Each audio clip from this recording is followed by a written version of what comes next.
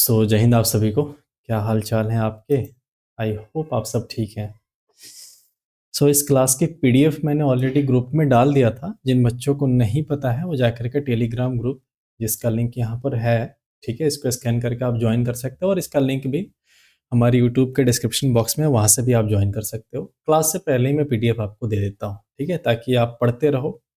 Videos में थोड़ा time लग जाता है। आज एक बच्चे का कमेंट आया, मैं देख रहा था, ठीक है, उसने बार-बार कमेंट करा जो कि थोड़ा अच्छा नहीं लगा। उस पे मैं बात कर लेता हूँ पहले, ठीक है, और आप लोगों को भी मैं कुछ बातें बोल लेता हूँ।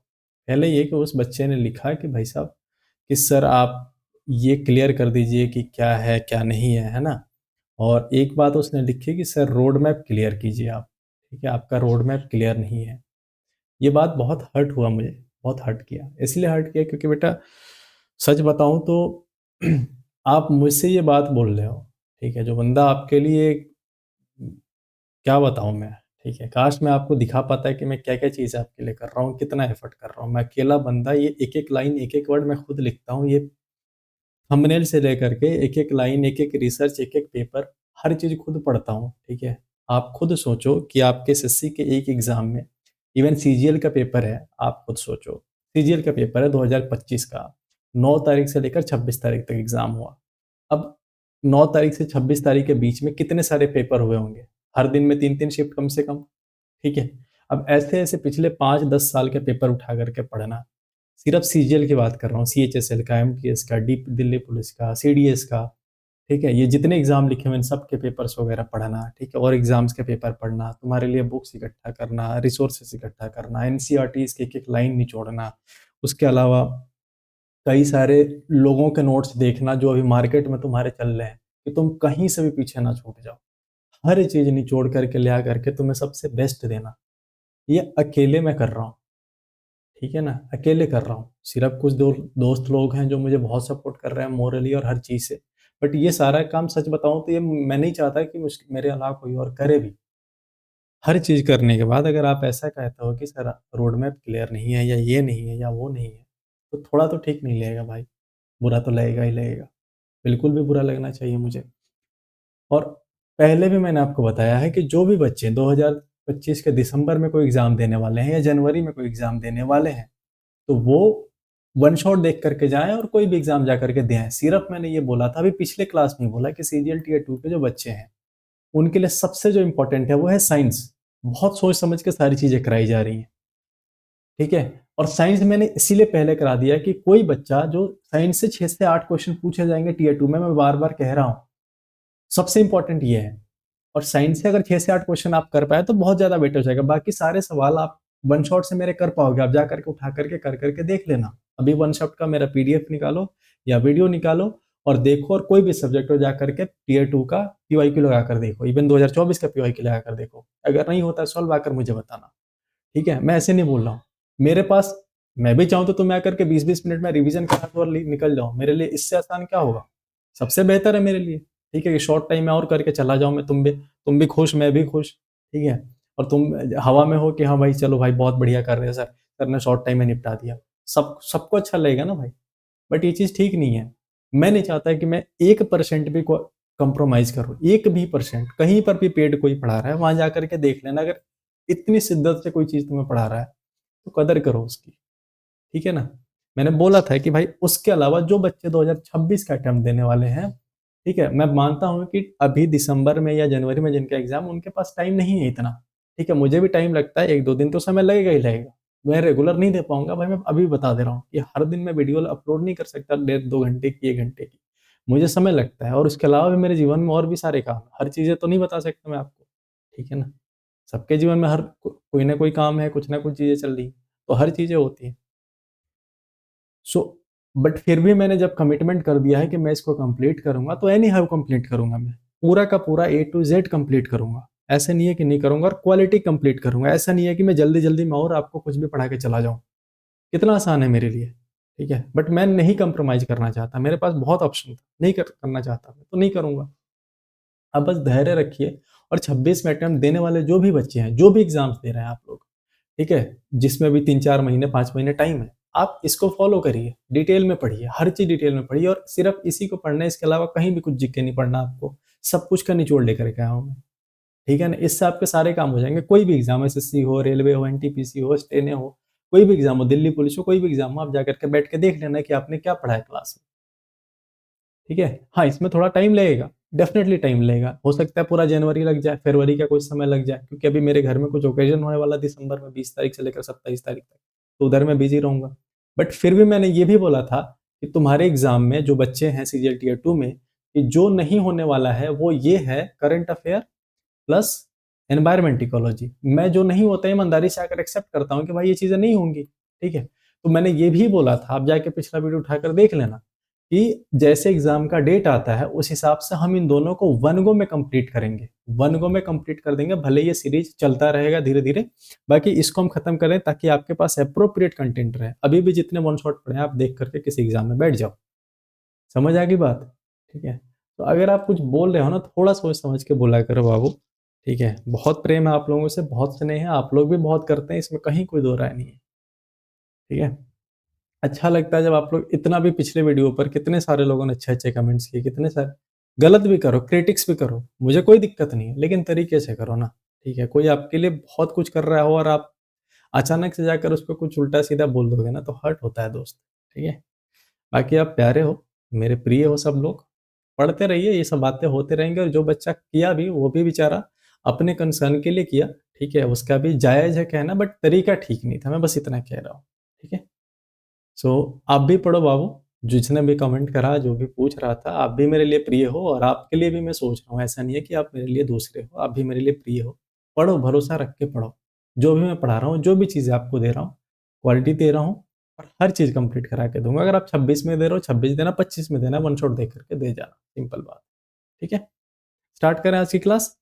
हमने पिछली क्लास में सोलर सिस्टम को बहुत डिटेल में कवर किया था। अब इस क्लास की बात है, इस क्लास में हम अर्थ के जितने ओवरव्यू हैं वो सबको देखेंगे ऊपर ऊपर से। कल की क्लास में हम इंटीरियर पार्ट के बारे में जानेंगे, अगली क्लास में इंटीरियर, आपका क्रस्ट, मेंटल कोर, उन सबको समझेंगे। अभी हम कल की क्लास में, पिछले क्लास में आसमान पर थे, अब हम जमीन पर आ रहे हैं धीरे धीरे। तो आज की क्लास में जमीन को हम ऊपर ऊपर से पूरा देख लेंगे। आज की क्लास का एजेंडा क्या क्या होने वाला है समझो। पहले तो हम ओरिजिन ऑफ अर्थ थोड़ा बेसिक समझ लेंगे, जहां पर हमने पिछले क्लास में छोड़ा था वहीं से हम स्टार्ट करेंगे। यहीं पर छोड़ा था हमने, कि हमने सारे प्लैनेट्स बना लिए थे, सन को बना लिया था, अब यहीं से हम स्टार्ट भी करेंगे। फिर कुछ फैक्ट्स देखेंगे, इवोल्यूशन कैसे हुआ, क्या क्या विकास हुआ पृथ्वी का वो देखेंगे, अपने अर्थ की आयु कितनी है वो देखेंगे, ठीक है। Geological time scale, longitude, latitude, time zones, international dateline, सबका एक एक कंसेप्ट क्रिस्टल क्लियर करके मैं आपको दूंगा आज की क्लास में, ठीक है। इंक्लाइनेशन, जो मूवमेंट होता है, ठीक है, और उसके अलावा एफिलियन, पेरिलियन, और solstices, equinoxes, circle of illumination, great circle, ये सारी चीजें आपको बताऊंगा मैं, और भी कुछ एक बहुत इंटरेस्टिंग इंटरेस्टिंग चीजें लेकर के आया हूँ। ये तो मोटे मोटे टॉपिक है, अभी देखो कितना मजा आने वाला है क्लास में, ठीक है। जो बच्चे अभी नए हैं या जो नहीं जुड़े हुए हैं टेलीग्राम ग्रुप में, आप यहाँ से जाकर के टेलीग्राम ग्रुप में जुड़ सकते हैं, और वहां मैं क्लास से पहले ही पीडीएफ दे देता हूँ आप लोगों को, ताकि आप पढ़ते रहिए, आपकी पढ़ाई नहीं रुकनी चाहिए, ठीक है। और भी कई तरह की चीजें देता हूँ, और जो बच्चों ने सब्सक्राइब नहीं करा, बार बार कह रहा हूँ, ठीक है, एफर्ट लग रहा है, अच्छा लगता है जब सारे लोग रहते हैं मिलकर के। अभी कितने सारे लोगों ने कितना भर भर के प्रेम दिया, आप सब ने सपोर्ट किया, शेयर करा, तो अच्छा लगा। अच्छा लग रहा है तो करिएगा, नहीं लग रहा तो फिर आप मर्जी, ठीक है। तो स्टार्ट करते हैं। देखो, अर्जिन ऑफ अर्थ के बारे में बिल्कुल एक बार में गो कर लेते हैं, एक वन गो कर लेते हैं यहाँ से। हमने लास्ट क्लास में देखा था कि नेबुलर हाइपोथेसिस क्या होता है। नेबुलर हाइपोथेसिस में हमने देखा था कि भाई गैसेस का एक क्लंप था जो आपस में इकट्ठा होना शुरू हुआ, जिसको हमने नेबुला नाम दे दिया। गैस, डस्ट, ये आपस में इकट्ठा हुए, ठीक है। और ये इकट्ठा होते होते होते होते घूमते घूमते घूमते घूमते बाद में डेवलपमेंट होते होते होते होते इन्होंने क्या करा, सेंटर में एक सन बना लिया, और साइड साइड में प्लेनेट्स बना लिया। इतना हम देख चुके थे, ये मोटा मोटी चीजें मैं आपको एक बार में बताते चल रहा हूँ, रिवीजन कराते चल रहा हूँ। ये बातें हुई थी नेबुलर हाइपोथेसिस में, और यहाँ से सबसे क्लियर बात निकल के आया था कि हाँ भाई, कैसे प्लैनेट्स और अर्थ का फॉर्मेशन होता है। इसके अलावा हमने प्लैनेटेसिमल थ्योरी भी देख लिया था कि हाँ भाई, छोटे छोटे प्लैनेट्स लाइक स्ट्रक्चर, कुछ पथरीले चीजें थी, आपस में मिली, और फिर उन्होंने क्या करा, प्लैनेटेसिमल बनाया, और फिर वो प्लैनेटेसिमल आपस में मिलकर के प्लैनेट्स बनाए। ये भी हम देख चुके थे। इसके अलावा हमने बिग बैंग थ्योरी भी देख ली थी कि भाई यूनिवर्स का पहले निर्माण होता है, फिर प्लैनेट्स का होता है, हमारे सोलर सिस्टम का होता है, फिर इन सब चीजों का होता है। ये हम बहुत डिटेल में देख चुके थे। इसके अलावा एक्रीशन थ्योरी हमने देखी थी, याद आ रहा है आपको? एक्रीशन थ्योरी, ऑटो स्मिथ की एक्रीशन थ्योरी। इसमें हमने क्या देखा था, एक्रीशन का मतलब ही होता है process of formation of planets, ठीक है, प्लैनेट्स या ग्रहों के बनने के प्रोसेस को, प्रक्रिया को हम एक्रीशन मेथड कह देते हैं। ठीक है, तो ये थ्योरी भी हमने देखी थी, ओटो स्मिथ ने दी थी। सारी बातें हम कर चुके थे, इसलिए हम डिटेल में यहाँ नहीं डिस्कस करेंगे। अब अर्थ के बारे में कुछ बेसिक तथ्य जानो, कुछ मूल तथ्य जानो। पहला ये कि तुम्हें पता है कि अर्थ का जो पोजीशन है वो थर्ड है सन से। सन से पहले क्या आता है? मरकरी। यहाँ देख लो ना, यार आ रहा मरकरी, फिर आया वेनस, फिर आया अर्थ। ठीक है, मेरी भी एक शादी करा दो या मेरी भी एक मैरिज करा दो, तो मेरी भी एक से अर्थ। ठीक है, तीसरे नंबर पर अर्थ आता है। और साइज में मैंने आपको बोला था क्या? जूसा ऊने ईवीएम, जूसा ऊने ईवीएम मर गई। ठीक है, तो यहां मैंने बोला था, ये देख लो कि 5वें नंबर पर साइज के हिसाब से आता है आपका अर्थ। तो ये भी बात यहां मैंने आपको बता दिया था। उसके अलावा मैंने बताया था कि पूरे सोलर सिस्टम में हमारे 2 प्लेनेट ऐसे हैं, 2 ग्रह ऐसे हैं जिनको नीला ग्रह या ब्लू प्लेनेट कहते हैं। किस किस को? एक तो अर्थ को कहते हैं, इसलिए अर्थ को कहते हैं क्योंकि यहाँ पर 71% पानी पाया जाता है। एक और है, कौन सा? नेपच्यून, वो भी मैंने आपको बताया था। ठीक है, ये देख सकते हो आप, नेपच्यून को नीला था बिल्कुल।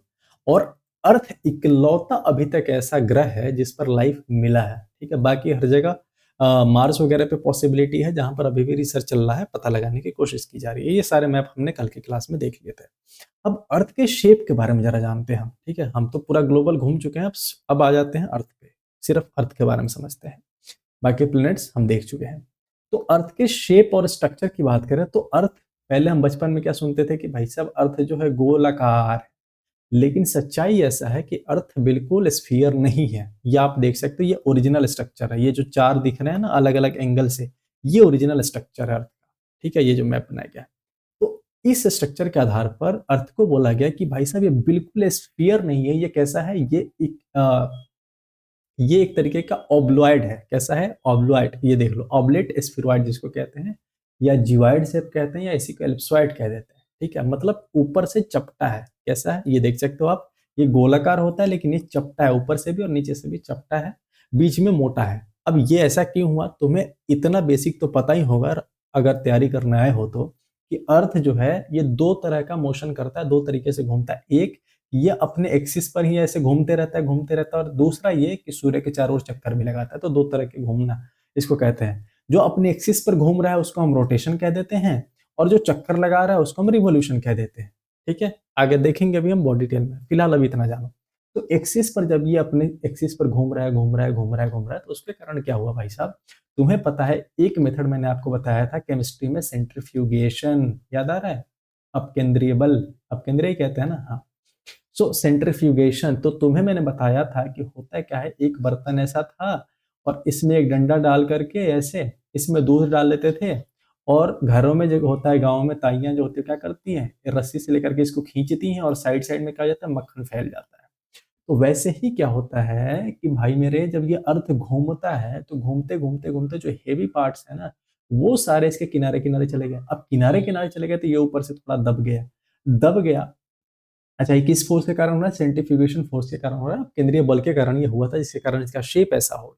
ये बात आप समझ गए? ठीक है, और साथ ही साथ ग्रेविटी भी इसमें काम करता है काफी हद तक। ठीक है, तो इतनी बात आपको ध्यान रखनी है इसके शेप के बारे में। अब और थोड़ा आगे बढ़ते हैं, तो अर्थ के मेजरमेंट के बारे में समझो, इसका डायमीटर और रेडियस कितना होता है, तो थोड़ा देखो।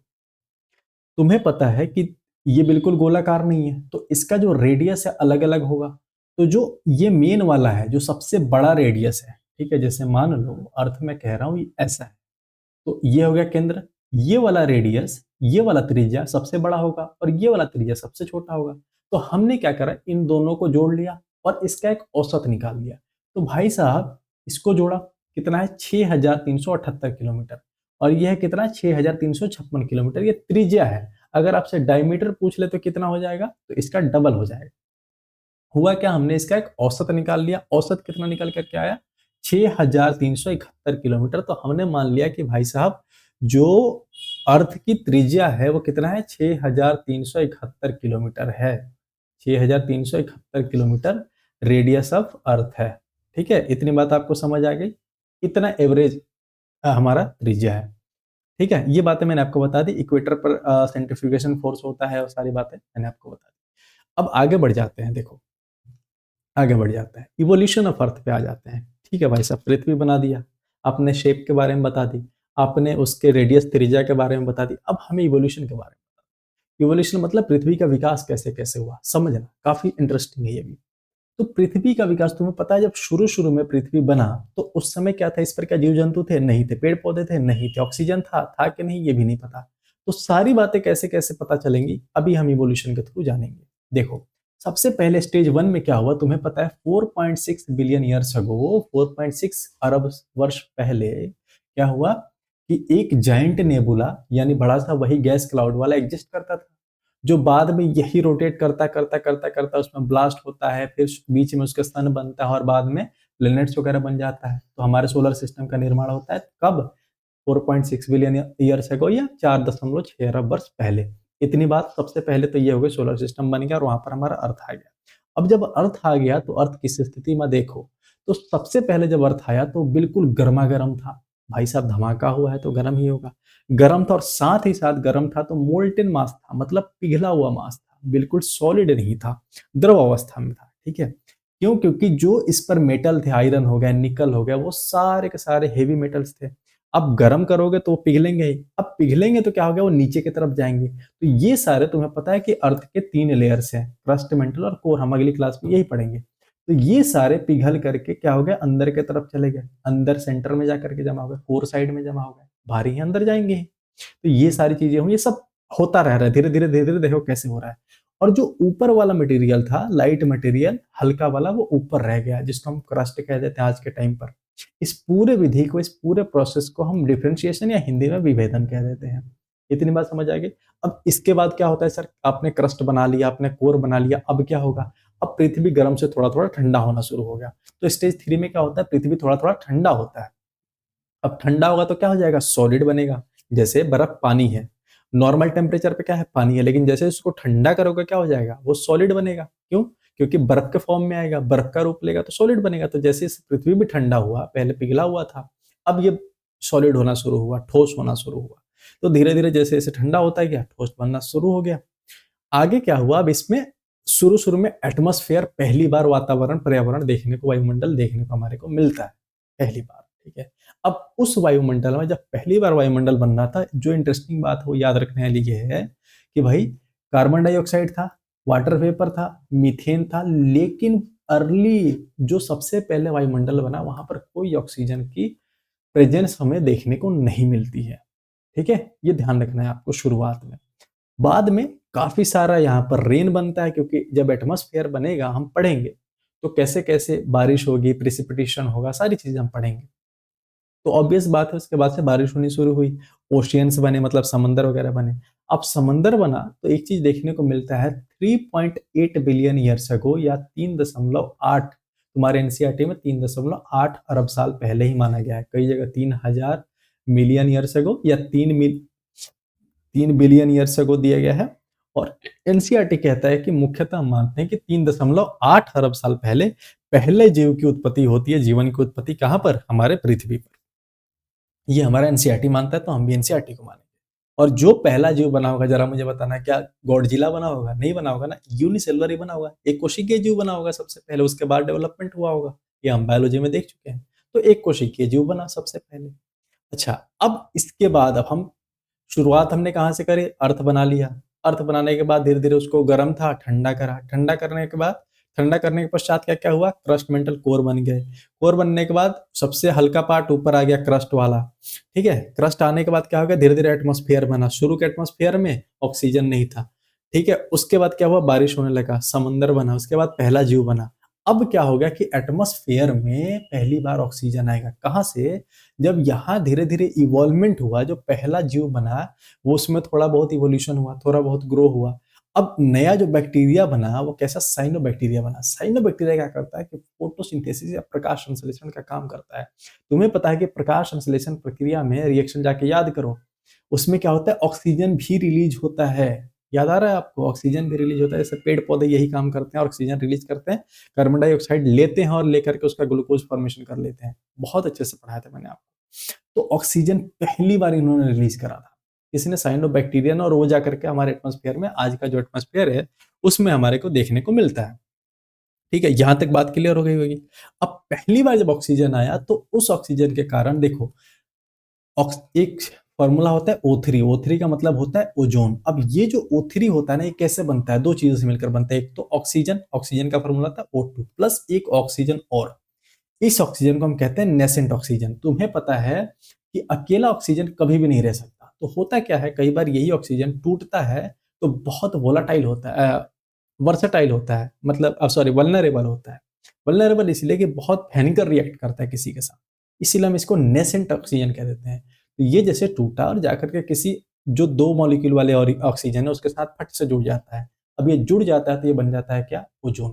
ठीक है, तो जब ऑक्सीजन बना तो ऑक्सीजन के बनने के बाद ओजोन का भी फॉर्मेशन हुआ, जो आज के टाइम पर ओजोन का लेयर है, जो कि हमें यूवी से बचाता है, यूवी रेज वगैरह से बचाता है, जो सन से निकलने वाली है। अब इसके बाद क्या हुआ, जो आज के टाइम पर देख रहे हो ना, अर्थ पूरी बन गई है। उसके बाद धीरे धीरे धीरे धीरे जो प्लेट्स हैं हमारी, जो आज के टाइम पर कॉन्टिनेंट्स दिखते हैं, महाद्वीप दिखते हैं, समंदर दिखते हैं, महासागर से दिखते हैं, उन सब का निर्माण हुआ। ये जाकर के पूरी की पूरी पृथ्वी आपको अब तक समझ में आ गई होगी कैसे कैसे हर चीज का निर्माण होता है। मजा आया? इंटरेस्टिंग था? बन गया? इंसान तक पहुंच गए हम। ठीक है, इंसान तक नहीं पहुंचे, पहुंचेंगे। देखो अब एक बार समरी देख लो। 4.6 बिलियन ईयर्स अगो क्या होता है? सबसे पहले सौरमंडल बनता है। 4.54 बिलियन यानी 4.54 अरब साल पहले पृथ्वी का निर्माण होता है। तकरीबन 4 बिलियन या 4 अरब साल पहले महासागर बनते हैं और 3.8 बिलियन साल पहले प्रथम जीवन की उत्पत्ति होती है। पूरा का पूरा समरी है, ये आपको ध्यान रखना है। वही सारी चीजें ये टाइमलाइन के तौर पर भी मैंने इमेज के थ्रू लिख रखा है, आप देख सकते हो। वही सारी बातें जो मैंने अभी आप तक बताई हैं, और कुछ नया नहीं है। 2 लाख साल पहले के आसपास पहली बार ह्यूमन देखने को मिलता है, अभी आपको मिल जाएगा जस्ट 2 मिनट में। एज ऑफ अर्थ की बात करें तो देखिए आपने कि 4.54 बिलियन साल पुराना हमारा पृथ्वी है, ये पूछा गया है, या 4.54 अरब वर्ष पुराना हमारा पृथ्वी, हिंदी में इसको कहते हैं। ये कैसे पता लगाएगा? तो एक मेथड होता है रेडियोमेट्रिक डेटिंग मेथड। ठीक है, इसके थ्रू पता लगाएगा। अब ये मेथड क्या होता है आपके एग्जाम के लिए इंपॉर्टेंट नहीं है, जो इसके स्टूडेंट हैं, जो इसमें ग्रेजुएशन कर रहे हैं, उनके लिए इंपॉर्टेंट है। आपको बस इतना जानना है कि कौन सा मेथड है। ठीक है, चलो अब जरा जियोलॉजिक टाइम स्केल देख लो। देखो किसी को मतलब मोटा मोटी ही पता है कि भाई एक मोटा मोटी समय क्या रहा होगा, कैसे कैसे चीजें डेवलप रही होंगी। एग्जैक्ट सबको नहीं पता है, तो हम भी उसी हिसाब से पढ़ेंगे। देखो जैसे हमने क्या करा था कि अच्छा, वर्तमान समय में हम क्या करते हैं, बड़े समय को ईयर, उससे छोटा क्या होता है मंथ, उससे छोटा क्या होता है वीक, और उससे छोटा क्या होता है डे, डे से छोटा क्या होता है आर, आर से छोटा क्या होता है मिनट, और मिनट से छोटा होता है सेकंड। ये समय के यूनिट हम आज के समय में लेते हैं। लेकिन चूंकि अब लाखों करोड़ों साल अरबों साल के बारे में पढ़ना है, तो हम मिनट में पढ़ते रह जाएं तो पढ़ते रह जाएंगे, हमें भी लाखों करोड़ों साल लग जाएंगे इसको पढ़ने में। तो हम उसको भी मोटे मोटे कैटेगरी में बांटते हैं।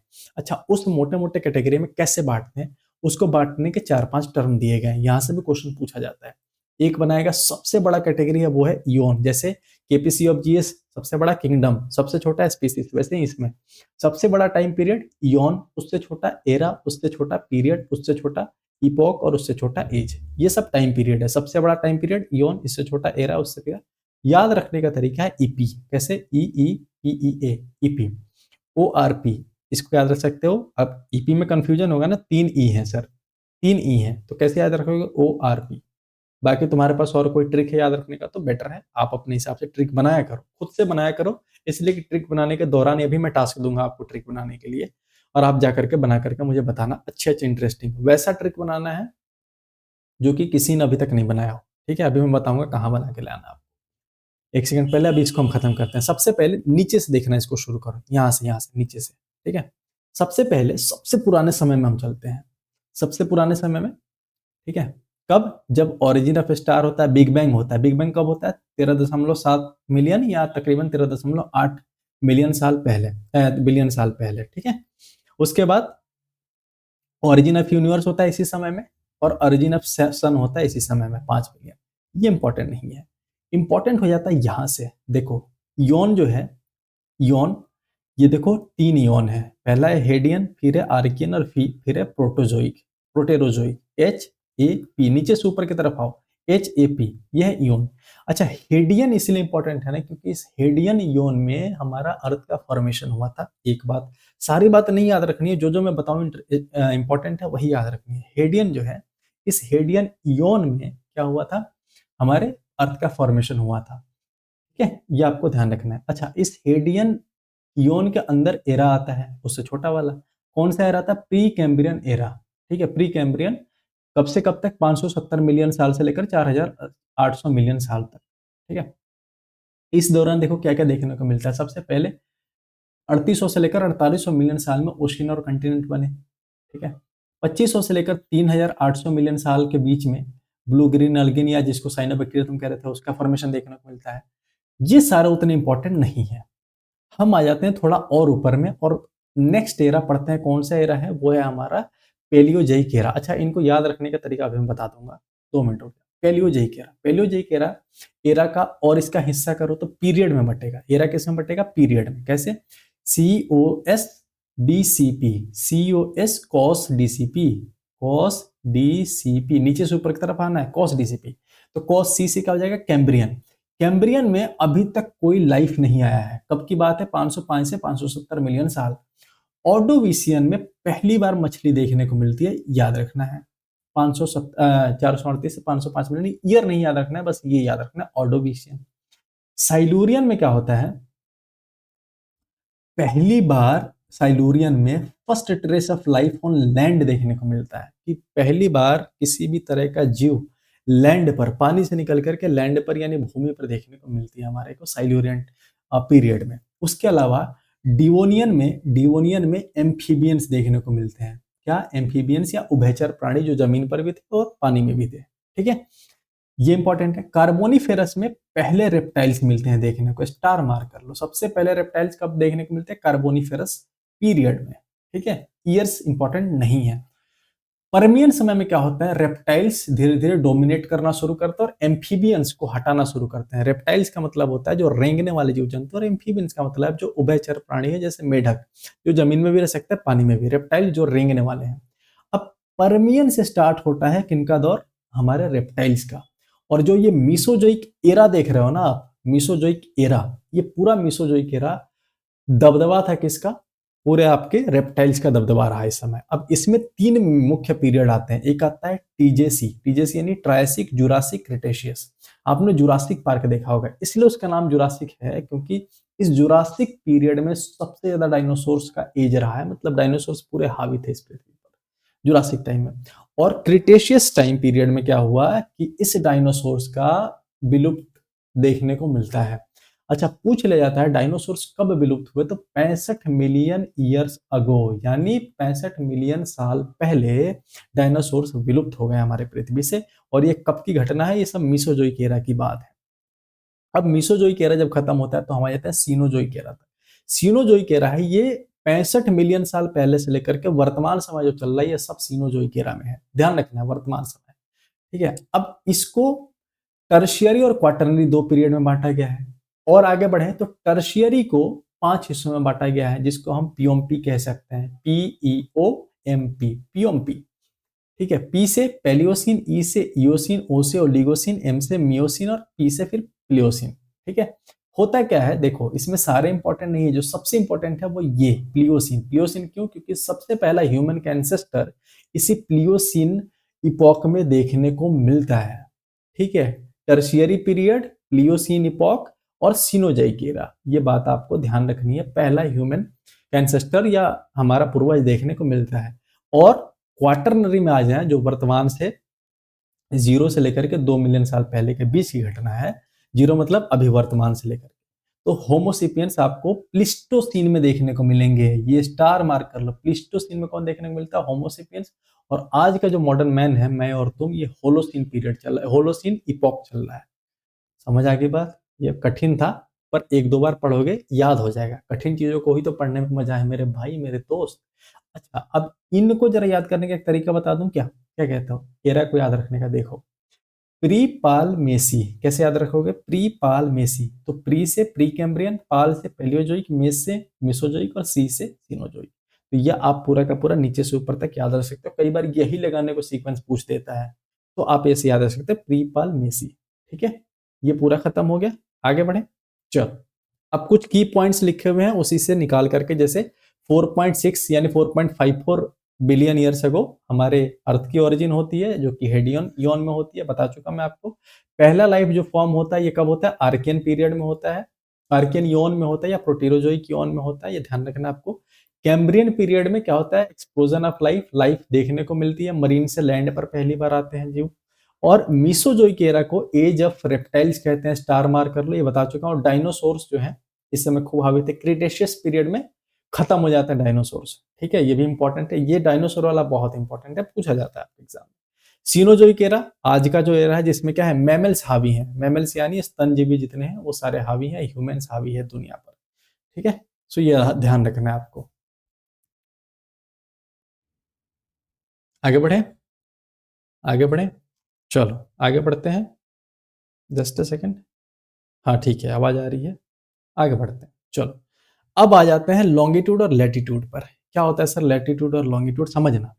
देखो, हुआ क्या कि जब हमारा पृथ्वी था शुरू में तो पता ही नहीं था ये कैसा है। बाद में जब पता चला तो हुआ कि भाई साहब हमें अगर इस पर लोकेशन दिखाना है, कैसे दिखाएं, किसी एक जगह को पता करना है, एग्जैक्ट लोकेशन कैसे पता करें। तो उसके लिए साइंटिस्टों ने क्या करा, अलग अलग लाइनें इस पर खींची। ये सब इमेजिनरी लाइन्स है, काल्पनिक लाइन्स है। ठीक है, कुछ ऐसे लंबे लंबे लाइन्स खींचे जिसको लंबवत लाइन कहते हैं, या इंग्लिश में लॉन्गिट्यूड कहते हैं, लॉन्ग लॉन्ग लाइन लॉन्गिट्यूड। और कुछ लेटे लेटे लाइन्स खींचे, ऐसे ऐसे ऐसे ऐसे ऐसे। तो जो लेटा लेटा लाइन है उसको हम लैटिट्यूड कहते हैं। ठीक है, यहाँ पर आप पिक्चर में देख सकते हैं, ये लेटा लेटा लाइन है, लेटा लेटा है सारा, तो ये लैटिट्यूड। और ये जो long long long long line दिख रहा है ये लॉन्गिट्यूड। एक एक करके दोनों को हम डील करते हैं। सबसे पहले लैटिट्यूड हिंदी में कहते हैं अक्षांश। मैंने बता दिया कि ये जो पृथ्वी है इसके जो लेटे हुए लाइन में डिवाइड किया गया। अच्छा एक बात बताओ, लेटा हुआ लाइन अगर है तो क्या क्या डिवाइड होगा।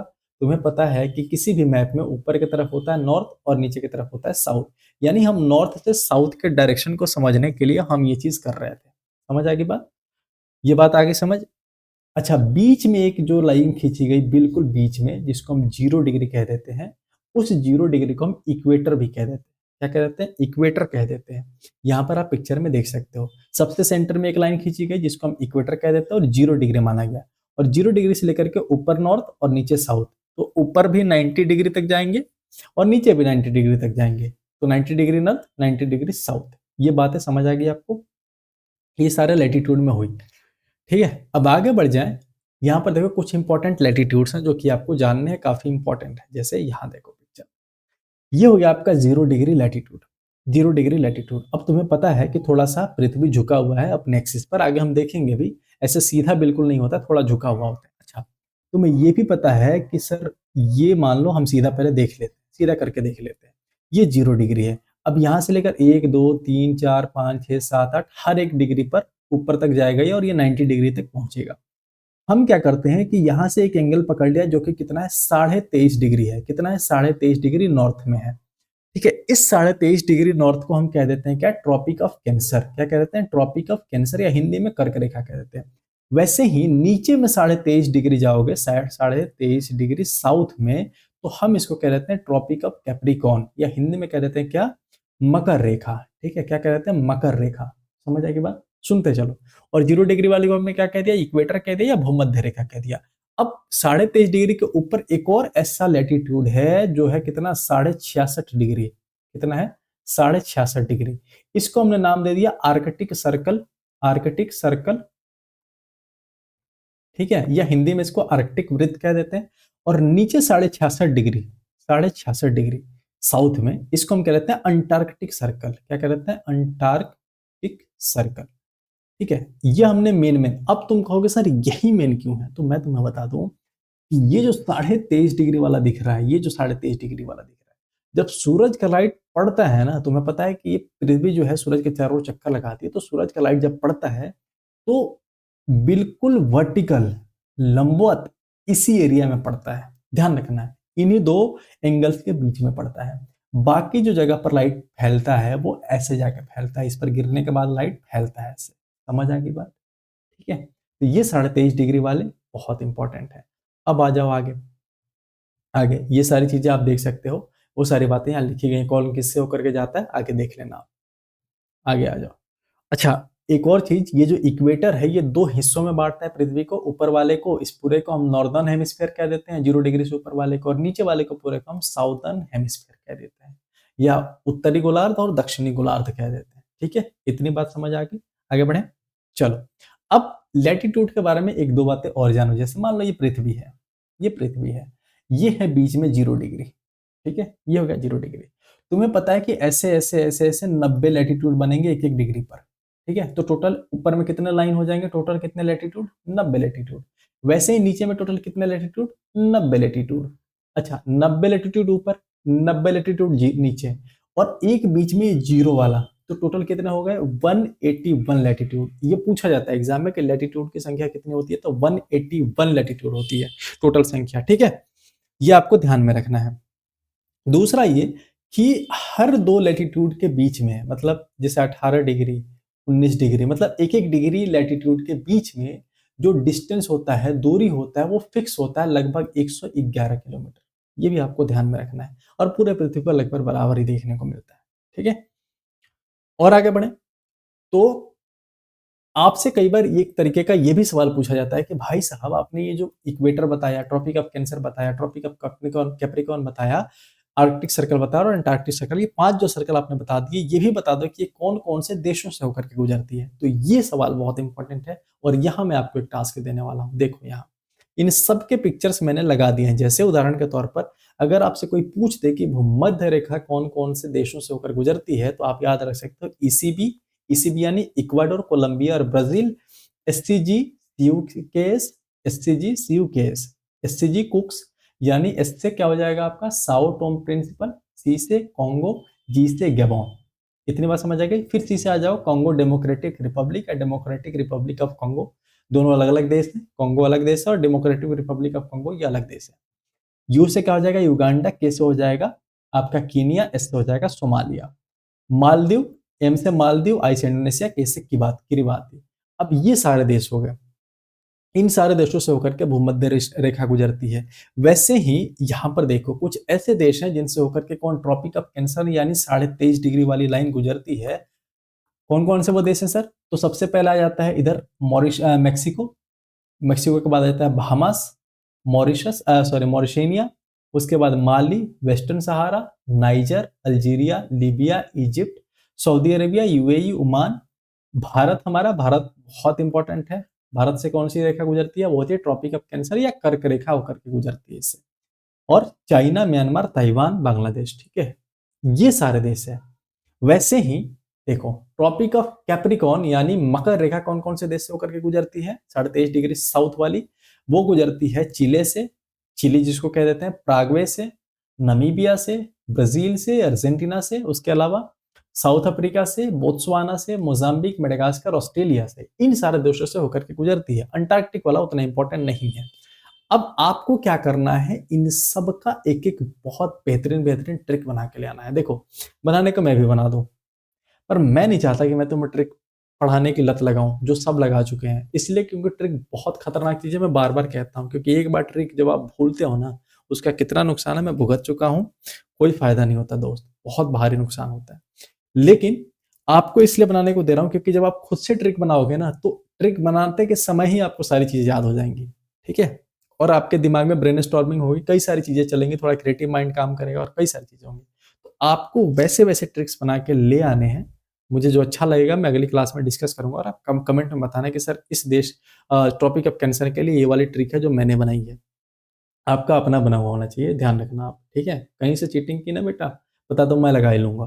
ठीक है, तो आपको अपना बना करके ले आना है और लिखना है कि सर ये वाला देखो कितना मजेदार है, मैं बना कर ले आऊँ। ठीक है, तो अच्छा लगेगा मुझे। चलो, अब आ जाते हैं हम एक और, जहां से आर्कटिक सर्कल गुजरता है। कौन कौन से देश है जहां से आर्कटिक सर्कल गुजरता है, तो याद रख सकते हो।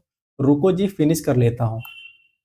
कैसे, रुको जी, फिनिश कर लेता हूं। ऐसे पूरा तो नहीं लिखा है, लेकिन याद रख सकते हो। रुको से, आर से रूस, यू से आपका हो जाएगा यूएसए, और सी से हो गया कनाडा, जी से ग्रीनलैंड, डेनमार्क, डेनमार्क वाला, और एफ से फिनलैंड, नॉर्वे, आइसलैंड, स्वीडन। ये तो आपको 4 कंट्रीज हमेशा याद रहेंगे। तो ये सारे 8 कंट्रीज है जिनसे होकर के आर्कटिक सर्कल या आर्कटिक वृत्त गुजरती है, ये बहुत इंपॉर्टेंट है। अंटार्कटिक वाला उतना इंपॉर्टेंट नहीं है क्योंकि वो मेनली अंटार्कटिक वाले एरिया से ही गुजरता है, तो उतना इंपॉर्टेंट नहीं है। अब लैटिट्यूड से और क्या सवाल बन सकते हैं सर? तो लैटिट्यूड से क्लाइमेट से जोड़ के सवाल पूछा जाता है, जलवायु से जोड़कर सवाल पूछा जाता है। कैसे पूछा जाता है देखो, यहाँ आ जाओ, यहाँ आ जाओ। होता क्या है कि इक्वेटर इक्वेटर से लेकर के 23.5 डिग्री ऊपर 23.5 डिग्री नीचे, जिसको हम क्या कह रहे हैं, ट्रॉपिक ऑफ कैंसर और ट्रॉपिक ऑफ कैप्रिकॉर्न, इस बीच में डायरेक्ट सनलाइट गुजरता है, सनलाइट इस पर गिरता है। जब ये सन के चारों ओर घूम रहा होता है ना, तो सनलाइट डायरेक्ट इस पर आकर के गिरता है। अब डायरेक्ट गिरेगा तो यहाँ का टेम्परेचर जनरली क्या होता है, हाई होता है। टेम्परेचर इक्वेटर और उसके आसपास के एरिया का हाई होता है। अच्छा, इस रीजन को 0 से लेकर 23.5 डिग्री ऊपर 23.5 डिग्री नीचे, 23.5 डिग्री साउथ से 23.5 डिग्री नॉर्थ तक के रीजन को हम टॉरिड जोन कहते हैं। जो 0 डिग्री से ऊपर है उसको नॉर्थ टॉरिड जोन, जो 0 डिग्री से नीचे है उसको साउथ टॉरिड जोन। अच्छा, इस टॉरिड जोन का दूसरा नाम ट्रॉपिकल जोन भी है। आपने सुना होगा ना ट्रॉपिकल, तो इसी को हम ट्रॉपिकल कहते हैं। 23.5 डिग्री ऊपर नॉर्थ से लेकर के 23.5 डिग्री साउथ तक हम ट्रॉपिकल जोन कहते हैं। अब इसके ऊपर चलें तो 23.5 डिग्री नॉर्थ से लेकर 66.5 डिग्री साउथ तक, सॉरी 66.5 डिग्री नॉर्थ तक, इसको हम कहते हैं टेम्परेट जोन। क्या कहते हैं, टेम्परेट जोन। और नॉर्थ में है तो नॉर्थ टेम्परेट जोन। वैसे ही 23.5 डिग्री ये साउथ है, इसको साउथ कर लेना आप, इसको भी साउथ कर लेना, ठीक है। ये साउथ है, ये भी साउथ है, ये भी साउथ है, ऊपर वाला नॉर्थ है। तो 23.5 डिग्री साउथ से लेकर के 66.5 डिग्री साउथ तक को हम कहते हैं साउथ टेम्परेट जोन। और जो पोलर के पास एरिया है, यानी 66.5 डिग्री से लेकर के 90 डिग्री तक, ऊपर में 90 डिग्री तक, इनको हम कहते हैं फ्रिजिड जोन। फ्रिजिड इसलिए क्योंकि जमा हुआ होता है। एक एक करके यहाँ डिटेल में लिखा हुआ है, देख लो। जैसे मैंने आपको बताया, टॉरिड जोन की बात करें तो 23.5 डिग्री ट्रॉपिक ऑफ कैंसर ऊपर से लेकर के नीचे ट्रॉपिक ऑफ कैप्रिकॉर्न यानी मकर रेखा से लेकर के कर्क रेखा तक के बीच के एरिया को हम कह देते हैं क्या, टॉरिड जोन, या उष्णकटिबंध हिंदी में कह देते हैं। या दूसरा इसका और नाम क्या है, ट्रॉपिकल जोन। क्यों इसका नाम ऐसा है, क्योंकि यहाँ पर जो है सन डायरेक्ट आकर के गिरता है, ठीक है, डायरेक्ट आकर के यहाँ पर फॉल करता है सनलाइट। और इसका टेम्परेचर ओवरऑल हाई रहता है पूरे अर्थ में, कहीं पर भी देखो। मेन कंट्री जिसमें कौन कौन आ जाती है, हमारी भारत, प्यारे भारत आ जाता है, ब्राजील, इंडोनेशिया, ऑस्ट्रेलिया, ये सारे आ जाते हैं। और अगर हम बात करें दूसरा वाला टेम्परेट जोन, जो कि जस्ट इसके ऊपर था, यानी 23.5 डिग्री नॉर्थ से लेकर के 66.5 डिग्री नॉर्थ तक, और साउथ में भी 23.5 डिग्री साउथ से लेकर के 66 डिग्री साउथ तक था। ये मेन होता है टेम्परेट जोन, ठीक है। इसका टेम्परेचर कंपेयर टू हमारे ट्रॉपिकल जोन से थोड़ा कम होता है, क्योंकि यहाँ जो है सन जो है वो स्लैंट जाता है, डायरेक्ट नहीं आकर के छिटकता है लाइट, वो पहुंचता है यहाँ पर, ठीक है ना। इसलिए थोड़ा सा टेम्परेचर मॉडरेट टाइप का होता है।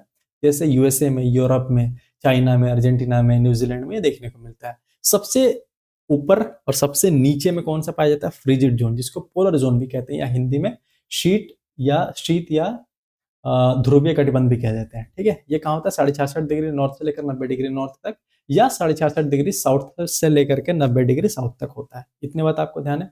और ये भी आपको पता है कि भाई साहब, यहाँ सनलाइट का पहुंचना आप देख सकते हो कि बहुत कठिन है, क्योंकि जब वो 23.5 डिग्री के अंदर में ही रह जा रहा है तो कितना छिटक के जाएगा, ऊपर तक पहुंचना बहुत कठिन होता है। इसलिए वहाँ टेम्परेचर काफी कम होता है और बर्फ वगैरह जमा होता है, जैसे ग्रीनलैंड, आर्कटिक रीजन, ये सबके इसके एग्जाम्पल है।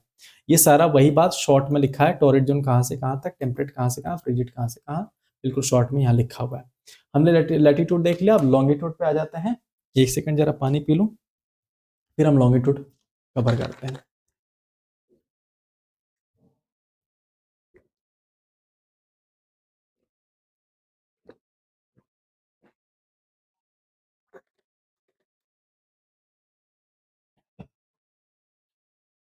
आ जाओ।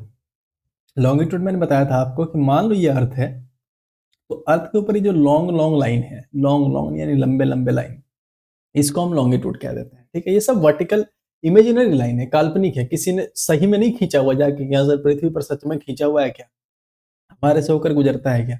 नहीं भाई, ये हमने इमेजिन करा है अपने सुविधा के लिए, कुछ भी हम इमेजिन कर लेते हैं, पता है ना, कुछ भी। चलो, बड़े बदमाश हो बाबू। The major distance east to west, हाँ, ये कैसे, जैसे वो देखा था ना कि लैटिट्यूड क्या करता है, ऊपर से नीचे यानी नॉर्थ से साउथ, तो तुम्हें पता होना चाहिए कि ईस्ट से वेस्ट की तरफ, ईस्ट से वेस्ट की तरफ, ठीक है, ये डायरेक्शन जो होता है ईस्ट से वेस्ट की तरफ या वेस्ट से ईस्ट की तरफ, इस डायरेक्शन को मेजर करने में मदद करता है हमारी। अब एक चीज ध्यान रखना है कि जैसे उसमें क्या था कि हमने देखा कि भाई बीच में एक क्या था, 0 डिग्री था और ऊपर तक 90 डिग्री गया था, नीचे तक 90 डिग्री गया था। इसमें भी जो सेंटर से होकर के गुजरता है वो भी 0 डिग्री होता है, जिसको हम प्राइम मेरिडियन कह देते हैं। ठीक है, और 0 डिग्री से लेकर के तुम्हें पता है कि पृथ्वी क्या है, ऐसा सर्कल तो है नहीं, पूरा का पूरा गोल है, स्फेरिकल है, यहाँ देख लो। तो ये 0 डिग्री से जाएगा और ऐसे घूमते घूमते घूमते घूमते घूमते घूमते घूमते घूमते घूमते घूमते ऐसे यहाँ पहुंच जाएगा। तो जरा एक बात बताओ मेरे भाई, ये मान लो मेन एक लाइन है, यहाँ से कोई चीज जाए, मैथ्स के सारे स्टूडेंट है और यहाँ तक पहुंचे तो ये कितने डिग्री का एंगल होता है बताओ। यहाँ से कोई चीज है और यहाँ तक जाकर के पहुंचे तो ये कितने डिग्री का एंगल बना रही है, स्ट्रेट लाइन है, ये मेरे से भले ही ऐसे खिंचा गया हो, स्ट्रेट लाइन है। तो स्ट्रेट लाइन पर कोई भी एंगल कितने डिग्री का होता है, 180 डिग्री का होता है। आप कहोगे सर मैथ्स पढ़ाने लगे, हाँ मुझे सब आता है बेटा, सब आता है, मुझे बेवकूफ नहीं बना सकते। इधर भी कितना है, 180 डिग्री का एंगल हो गया, इधर भी 180 डिग्री का एंगल हो गया। तो तुम देख सकते हो लॉन्गिट्यूड में 180 डिग्री का एंगल होता है। जो राइट साइड में जाते हैं, तुम्हें पता है कि ऊपर नॉर्थ होता है, नीचे साउथ, राइट साइड में ईस्ट और लेफ्ट साइड में वेस्ट। तो राइट साइड में क्या हो जाएगा, 180 डिग्री ईस्ट तक, और लेफ्ट साइड में हो जाएगा 180 डिग्री वेस्ट तक। इतनी बात आपको समझ आ गई। तो हमारे टोटल कितने हो जाएंगे सर, तो टोटल हमारे हो जाएंगे 360 लॉन्गिट्यूड। कैसे हो जाएंगे 360, जरा बताना। देखो, जैसे यहाँ 0 से लेकर के 180 तक जाओ, 0 से लेकर 180 तक, तो टोटल कितना हो गया 180, 180। अब यहां से लेकर के जाओ, इस साइड से जाओगे तो कितना हो जाएगा 180 वाला, दोबारा तो काउंट नहीं कर सकते, तो टोटल कितना हो गया 179। ठीक है, और एक 0 डिग्री वाला, तो टोटल ये कितना हो गया 180, ये भी हो गए। तो 180 180 360, टोटल लॉन्गिट्यूड कितना होते हैं 360 होते हैं। समझ आ गई बात, टोटल लॉन्गिट्यूड 360, टोटल एटीट्यूड 181। ध्यान रखना पूछा जाता है। अब आ जाओ आगे, अब आगे आ जाओ। ये बात मैंने बता दी, और बीच वाले 0 डिग्री को हम प्राइम मेरिडियन कहते हैं, ये भी मैंने आपको बता दिया। 0 से 180 डिग्री तक होता है, ये भी बता दिया। प्राइम मेरिडियन 0 डिग्री होता है। प्राइम मेरिडियन को हम ग्रीनविच लंदन भी कहते हैं, क्योंकि वो ग्रीनविच से होकर के गुजरता है। लंदन में एक जगह है, यूके यूनाइटेड किंगडम में एक जगह है ग्रीनविच नाम का, वहां से होकर के गुजरता है, जिसको हम अभी देखेंगे। टाइम मापते हैं, कैसे मापते हैं वो भी मैं आपको बताऊंगा।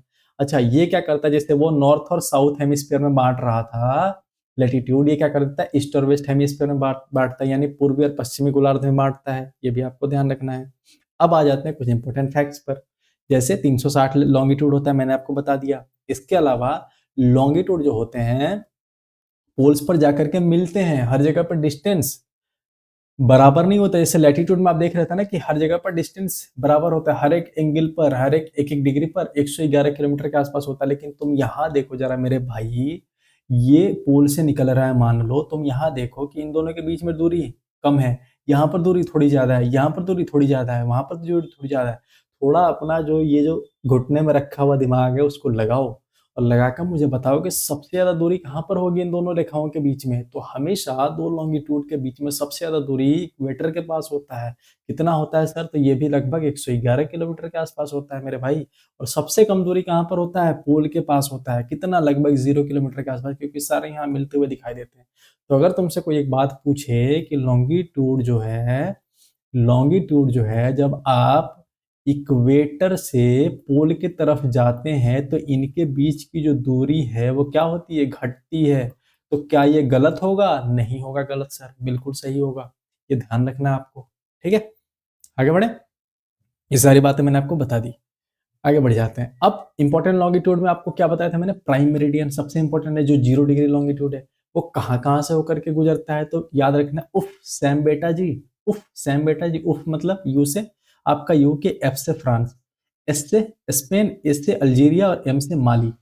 ठीक है, बी से बुर्किना फासो, टी से टोगो, ए से अंटार्कटिका और जी से घाना। सारे के नाम यहाँ पर लिखे गए हैं। ये मोटे मोटे सारे देश है जिनसे होकर के वो प्राइम मेरिडियन गुजरता है। ये ध्यान रखना है आपको। और ये भी बता दिया प्राइम मेरिडियन ये दो हिस्सों में बांट देता है, ईस्टर्न और वेस्टर्न हेमिस्फीयर में। ठीक है, चलो अब आगे आ जाए, जरा लॉन्गिट्यूड और टाइम का रिलेशन समझो। बहुत इंपॉर्टेंट है, थोड़ा समझने की कोशिश करना। तुम्हें पता है कि सन जो है, सॉरी अर्थ जो है हमारा, पूरा का पूरा एक चक्कर अपने सर्कल पर अपने एक्सिस पर घूमते रहता है, और सूर्य के चारों ओर भी चक्कर लगाता है। अच्छा, अगर अपने एक्सिस पर एक चक्कर पूरा कंप्लीट कर लिया तो दिन और रात होता है 24 घंटे का। ये बात तुम्हें पता है। ठीक है, और सन के चारों ओर घूम लिया 365 दिन लगते हैं, और उसको एक साल कहते हैं। वो हम बाद में देखेंगे, पहले इसको देखो। तो सूर्य को सॉरी पृथ्वी को अपने एक्सिस पर पूरा एक चक्कर लगाने में टोटल कितने 24 घंटे लगते हैं, 24 घंटे। अच्छा, एक चक्कर यानी 360 डिग्री। तुमने देखा कि 180 180 360 डिग्री, तो 24 घंटे लग रहे हैं 360 डिग्री घूमने में। तो तुम मुझे जरा बताओ कि एक घंटे में कितना डिग्री घूम रहा होगा? 15 डिग्री घूम रहा होगा। गुणा करके देख लो। अच्छा, एक सॉरी 4 मिनट लगते हैं इसको कितना आपके एक डिग्री में, क्योंकि एक घंटे बराबर 60 मिनट। तो एक डिग्री बराबर एक डिग्री घूमने में इसको कितना लगता है? 4 मिनट लगते हैं। समझ आएगी बात? इसके भी यहाँ पर टाइम डिसाइड होता है। कैसे होता है जरा समझना। यहाँ देखो, यहाँ देखो। तो पहले तो पृथ्वी को 24 अलग अलग टाइम जोन में बांटा गया है। 15-15 डिग्री पर हमने 24 टाइम जोन बना दिए। ठीक है, जैसे उदाहरण के तौर पर मान लो ये अर्थ है। ठीक है, ये अर्थ है। अभी हम देखेंगे आगे। कहाँ गया, कहाँ गया, कहाँ गया, कहाँ गया, कहाँ गया? हाँ, ये रहा। यहाँ देखो, जैसे हमने क्या करी, पूरा अर्थ गोल है मेरे भाई। ये मत समझना ऐसे चपटा मैंने बना दिया है दीवार पर, ऐसे सीधा सा लिख दिया, तो सीधा नहीं है, ये ऐसे घूम रहा है। इधर से भी ऐसे ये घूम रहा है, ये जाकर के ऐसे मिलेंगे आगे। ठीक है ना? ये मत सोच लेना कि सीधा मैंने बना दिया, सीधा है बिल्कुल। ठीक है, तो अब जरा ध्यान दो। अब मान लो एक है 0 डिग्री पर बंदा, कैसे टाइम निकालता है? बहुत इंटरेस्टिंग है, सुनना भाई ध्यान से। अगर थोड़ा भी मिस किया निकल जाएगा हाथ से। तुम्हें पता है कि ये जो हमारा अर्थ है, मान लो ये अर्थ है, यहाँ पर हो गया 0 डिग्री लाइन। अब ये 0 डिग्री से जाता है पूरा का पूरा ऐसे करता हुआ 180 डिग्री तक, और इधर से भी जाता है 180 डिग्री तक। ये तुम्हें पता है। अब तुम्हें साथ ही साथ ये भी पता है कि हर 15 डिग्री पर 1 घंटा ऐड होगा। कैसे? समझना। जब आप इस 0 डिग्री से राइट साइड जाओगे, राइट साइड यानी ईस्ट डायरेक्शन में, तो समय ऐड होगा, पहली बात। जब आप इस 0 डिग्री से लेफ्ट साइड जाओगे यानी वेस्ट डायरेक्शन में, तो समय माइनस होगा। ठीक है, क्या होगा? समय माइनस होगा। बहुत बहुत इंपॉर्टेंट बात बता रहा हूं। अगर ये सवाल तुम मिस कर देना, यहां से क्वेश्चन आते हैं। राइट साइड ईस्ट साइड में जाओगे तो समय प्लस होगा, और इधर जाओगे तो माइनस होगा। कैसे कैसे प्लस होगा? तो 15 डिग्री पर, जैसे 0 डिग्री से 15 डिग्री तक पहुंच गए, मान लो 15 डिग्री ईस्ट चले गए, तो 0 से 15 डिग्री ईस्ट गए तो 1 घंटा जुड़ जाएगा। फिर मान लो 30 डिग्री ईस्ट चले गए तो 1 घंटा और जुड़ जाएगा। फिर मान लो 45 डिग्री चले गए, इस तरह 1 घंटा और जुड़ जाएगा। तो ऐसे करते करते जब 180 डिग्री पहुंचोगे, तो मान लो यहाँ 0 डिग्री पर, मान लो उदाहरण के तौर पर आज 29 तारीख है और शाम के 5 बज रहे हैं। ठीक है, और तुम जैसे 15 डिग्री पर पहुंचे, सेम इसी टाइम पर, इस 15 डिग्री पर क्या टाइम हो रहा होगा? तो 15 डिग्री पर डेट भी 29 नवंबर होगा, और टाइम क्या हो रहा होगा? इसमें 1 घंटा जुड़ जाएगा तो 6 PM हो रहा होगा। 30 डिग्री पर क्या टाइम हो रहा होगा? तो 30 डिग्री पर डेट सेम होगा 29 नवंबर, और समय में 1 घंटा और जुड़ जाएगा। तो सेम समय पर, जहां भी यहाँ पर 5 बज रहा है, यहाँ पर 7 बज रहा होगा। वैसे वैसे वैसे वैसे जब तुम 180 डिग्री ईस्ट पर पहुंचोगे, तो तुम देखोगे कि 180 डिग्री पर पहुंचते पहुंचते 12 घंटे का फर्क आ जाएगा। यानी जब 29 नवंबर शाम के 5 यहाँ बज रहे हैं, तो इसमें 12 घंटा जुड़ेगा तो क्या हो जाएगा? 30 नवंबर शाम सुबह के 5 बज रहे होंगे वहां पर। सेम एक ही टाइम पर यहाँ पर सुबह में क्या हो रहेंगे? 30 तारीख के 5 बज रहे होंगे। अच्छा, सेम अगर तुम इधर वेस्ट साइड में चले जाओ, तो 180 डिग्री वेस्ट पर 12 घंटे माइनस हो गए। तो 12 घंटे माइनस हो गए, तो यहाँ 29 नवंबर को शाम का 5 बज रहा है, तो 29 नवंबर को यहाँ सुबह में 5 बज रहा होगा। तो जरा मुझे एक बात बताओ मेरे लाडलों, कि 180 डिग्री वेस्ट पर 5 बज रहा है सुबह का, डेट क्या है? 29 तारीख। यहाँ 180 डिग्री ईस्ट पर, यहाँ 180 डिग्री ईस्ट पर डेट क्या है? 30 नवंबर, और सुबह का 5 बज रहा है। एक बात बता, इन दोनों के बीच में क्या एक दिन का गैप नहीं आ गया? आ गया ना? इन दोनों के बीच में एक दिन का गैप आ गया। इसीलिए हम कहते हैं एक बात, क्या कहते हैं? यहाँ देखो कि एक बंदा जो यहाँ से पहुंचा है 180 डिग्री पर, तो 180 डिग्री के अगर राइट साइड पे होगा, ईस्ट साइड में होगा, तो वहां पर मान लो क्या बज रहा होगा? सुबह का 5 बज रहा होगा। सुबह का अगर 5 बज रहा है, और यहाँ पर कितना है? 30 तारीख है, तो इधर साइड होगा, तो यहाँ पर क्या है? 29 तारीख है। मान लो 29 तारीख है, और सुबह का यहाँ भी 5 बज रहा है। ठीक है, वेस्ट साइड में है 180 डिग्री पर। तो बहुत ध्यान से देखना, इधर साइड 29 तारीख है, इधर साइड 30 तारीख है। तो अब अगर मैं एक बात बोलूं कि मान लो बंदा इधर से इधर को चला जाए, इधर से इधर को चला जाए, तो उसको एक दिन का फायदा हो जाता है, सॉरी एक दिन का लॉस हो जाता है। क्यों? क्योंकि यहाँ पर 30 तारीख है, यहाँ पर 30 तारीख है, जैसे वो इधर जाएगा। और अगर ये इधर से इधर चला जाए, तो इसको एक दिन का फायदा हो जाता है। क्यों? क्योंकि यहाँ एक दिन उसके पास एक्स्ट्रा, दोबारा 30 तारीख उसको जीने को मिलेगा, तो इसको एक दिन का फायदा हो जाता है। समझ आ गई बात? इसीलिए 180 डिग्री वाले को डेट लाइन भी कह देते हैं, क्योंकि यहाँ से डेट बदल जाती है। क्या कहते हो? मजा आया कि नहीं आया? यही हम देखेंगे इंटरनेशनल डेट लाइन। पहले बाकी जो बातें बच गई हैं उनको भी थोड़ा समझ लेते हैं, ठीक है। टाइम जोन समझ आ गया तो बताओ, टाइम जोन समझ आ गया है तो बताओ, मजा आया ना। अब जरा जीएमटी वगैरह समझ लेते हैं। देखो, जीएमटी होता है Greenwich mean time. Greenwich mean time इसलिए कहते हैं क्योंकि जो 0 डिग्री लाइन है प्राइम मेरिडियन है, जो कि ग्रीनविच शहर से होकर के गुजरती है, और उसी को हम रेफरेंस मानते हैं, उसी के हिसाब से पहले हम टाइम बनाते थे, ठीक है। इसमें क्या करते थे, सोलर टाइम जो सन का लाइट है कितना देर रह रहा है और क्या क्या चीजें उसके साथ घट रही हैं, हम उसको अपना आधार मान करके ये समय डिसाइड करते थे। ये पुराना मेथड था, ठीक है। अभी जो मेथड चलता है वो है यूटीसी। तुमने देखा होगा अपने घड़ी के मोबाइल के क्लॉक में भी कि यूटीसी, जिसका फुल फॉर्म होता है कोऑर्डिनेटेड यूनिवर्सल टाइम, जो भी पूछा हुआ एग्जाम में सिर्फ फुल फॉर्म में पूछ दिया था, तो ये इस्तेमाल होता है। ये इसलिए इस्तेमाल होता है क्योंकि ये काफी एक्यूरेट है, ठीक है। और ये क्या कर देता है, एटॉमिक क्लॉक एक होता है, ठीक है, वो बहुत एक्यूरेट होता है, बहुत एक्यूरेट टाइम देता है, और वो सनलाइट को आधार नहीं लेता है। इसमें कई सारे सिस्टम है, जैसे सिविल टाइम कीपिंग है, ठीक है, इंटरनेट, सैटेलाइट, इन सबका एक एक्यूमुलेशन है, इन सबका एमलगमेशन है, उनसे मिलकर के रिजल्ट आता है। उन सब को मिलाकर ये बहुत एक्यूरेट एक मेजर देता है, और जिसमें हर समय, मतलब हर साल ये चेंज नहीं होता है, जैसे वो समय के साथ से चेंज होता था, ये नहीं होता है। तो ये मोस्ट एक्यूरेट है यूटीसी, ठीक है। तो सबसे ज्यादा एक्सेप्टेड अभी यही है टाइम के चलन में। ये सारी बातें मैंने आपको बता दी, दोनों के अंतर यहाँ लिखा हुआ है, देख सकते हो, ठीक है। जो भारत में टाइम चलता है वो क्या है, इंडियन स्टैंडर्ड टाइम, जिसको आईएसटी कह देते हैं, जो कि जीएमटी से कितना है, 5 घंटे 30 मिनट आगे है। यानी 0 डिग्री पर क्या है, मान लो 12 बज रहा है, तो भारत में कितना बज रहा होगा, 5 घंटे 30 मिनट आगे। 12 पीएम हो रहा है, तो यहाँ कितना बज रहा होगा, 5:30 पीएम हो रहा होगा सेम डे का, ठीक है। ये ध्यान रखना आपको। और ये कितने डिग्री पर है, 82 डिग्री 5 मिनट पर है। 82 डिग्री 5 मिनट ईस्ट पर। हम इंडिया के बारे में पढ़ेंगे तो फिर एक बार वापस मैं रिवीजन करा दूंगा।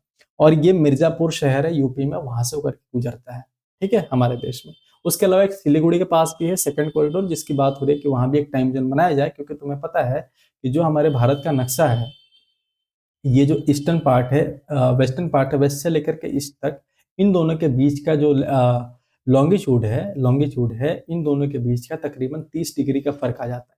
अब 30 डिग्री फर्क का आने का मतलब है, जो सबसे ईस्ट साइड में है और जो सबसे वेस्ट साइड में, मान लो यहाँ पर 5 बज रहा है, तो यहाँ पर 7 बज रहा होता है, ठीक है, यहाँ पर 7 बज रहा होता है, तो ये समय आ जाता है। और यहाँ सुबह जल्दी हो जाती है, तो लोग यहाँ के परेशान रहते हैं कि भाई साहब यार, हम सुबह जल्दी उठ जाते हैं और हमें वेट करना पड़ता है इन लोगों के हिसाब से। यहाँ लेट सुबह होता है, तो इन लोगों के हिसाब से हमें वेट करना पड़ता है, और हमें फिर लेट से काम करना पड़ता है, हमारा समय भी खराब हो रहा है, तो हमारे लिए एक दूसरा टाइम डिसाइड करो, ठीक है। तो इस पर भी बात चल रही है। खैर, वो अभी फिलहाल इंपॉर्टेंट नहीं है, जब हम भारत के बारे में पढ़ेंगे तो हम वहां पर आ जाएंगे। ये सारी बातें मैंने आपको बता दी। अब देख लो, सबसे ज्यादा टाइम जोन किसके पास है। जैसे भारत में मैंने बताया फिलहाल तो एक है, दो बनाने की बात की जा रही है। फ्रांस में सबसे ज्यादा ये पूछा जाता है, जो जो क्वेश्चन पूछे जा रहे हैं बेटा, एक एक लाइन इसका बहुत इंपॉर्टेंट है, बहुत ज्यादा इंपॉर्टेंट है। सो फ्रांस में सबसे ज्यादा 12 है, और कई बार 13 भी लिखा हुआ आता है, लेकिन 13 अभी तक कई जगह इंक्लूड किया जाता है, कई जगह नहीं किया जाता है। तो मोटा मोटी 12 है, सबसे ज्यादा पूछा जाता है तो फ्रांस बता क्या है। दूसरा नंबर रशिया और यूएस है। रशिया में सबसे ज्यादा 11 है, ठीक है। 11, तुम्हें पता है कि रशिया लैंड वाइज सबसे बड़ा देश है, तो उसके लिए 11 टाइम जोन है अलग अलग। वैसे यूएस में भी काफी बड़ा देश है लैंड के हिसाब से, तो 11 है। अब आ जाते हैं इंटरनेशनल डेट लाइन पे। जैसे मैंने आपको बता दिया कि जैसे आप, ये भी मैंने आपको समझा ही दिया है कि 180 डिग्री वाला क्रॉस करोगे तो कैसे डेट चेंज होता है, इसलिए इसको हम इंटरनेशनल डेट लाइन भी कह देते हैं। अब इंटरनेशनल डेट लाइन जो होता है, ये देख लो ऐसा होता है। अब ये कहोगे सर जिगजैग लाइन क्यों होता है, क्योंकि जिगजैग लाइन इसलिए होता है मेरे भाई मेरे दोस्त, क्योंकि ये जो लाइन जहाँ से पास कर रही है, यहाँ पर क्या है, समंदर वाला एरिया है। तो हुआ ये कि इसके आसपास में छोटे छोटे टापू थे या देश थे ना, हुआ क्या कि इनको इसमें शामिल कर लेते। अब समुद्र से तो डेट नहीं हमें मतलब है, डेट मतलब है जो लोग रह रहे हैं उनको। तो हमने क्या करा, जिन्होंने ये बनाया उन्होंने क्या करा कि भाई साहब, जो आसपास में छोटे छोटे टापू थे या देश थे, उनको भी इसमें शामिल कर लिया, ठीक है। और इसको जोड़ करके एक जिगजैग लाइन तैयार करा दिया, जिसको हम इंटरनेशनल डेट लाइन आज के समय में कहते हैं। ये देख सकते हो आप, इमेजिनरी लाइन है जो 180 डिग्री लॉन्गिट्यूड के साथ साथ चलती है, और यही डेट को डिसाइड करती है। यहाँ से आने पर क्या होता है, देखो, जैसे आप वेस्ट से ईस्ट जाओगे तो एक दिन घट जाएगा, ये बहुत इंपॉर्टेंट है। और ईस्ट से वेस्ट जाओगे तो एक दिन ऐड हो जाएगा, ठीक है। ये समझा चुका हूँ कैसे होता है, तो अब दोबारा नहीं बता रहा मैं। जिगजैग लाइन मैंने बता दिया, और किस किस कंट्रीज से होकर के गुजरती है तो याद रखना है, रूस, यूएसए, पीजी, ठीक है, टोंगा, टुवालू, किरिबाती किरिबाती और समोआ, ये सारे देशों से होकर के गुजरती है, ये आपको ध्यान में रखना है।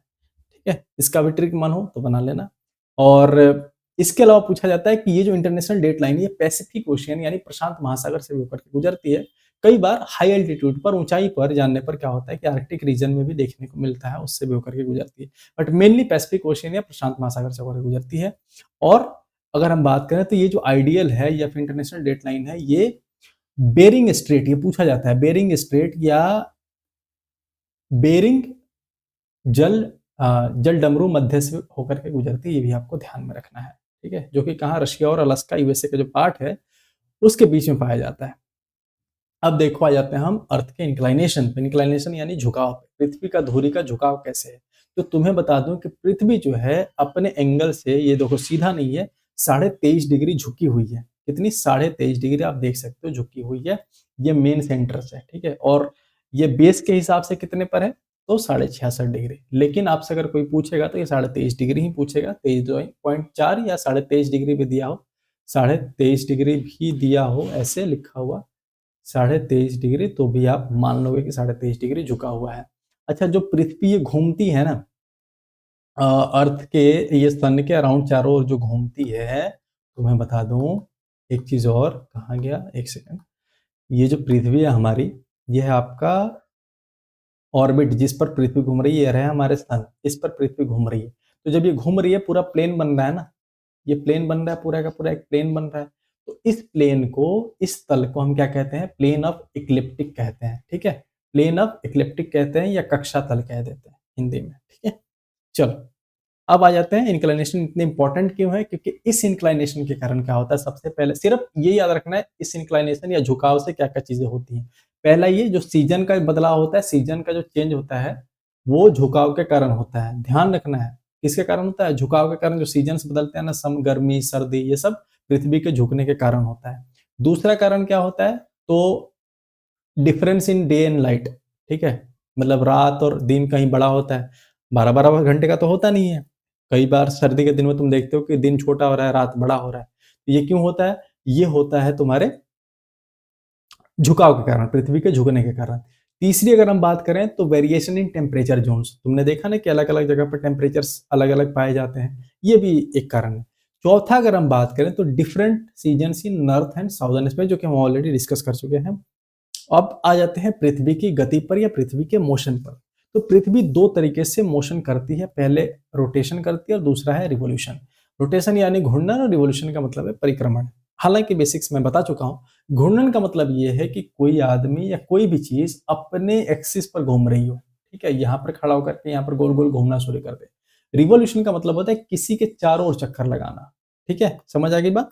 चलो, अब याद क्या रखना है, वो पॉइंट यहाँ लिखी गई है। पहला ये कि अर्थ जो है वो रोटेट करती है वेस्ट से ईस्ट की तरफ, वेस्ट से ईस्ट की तरफ। याद कर लो, ये स्टार मार्क कर लो मेरे भाई, स्टार मार्क कर लो, वेस्ट से ईस्ट की तरफ।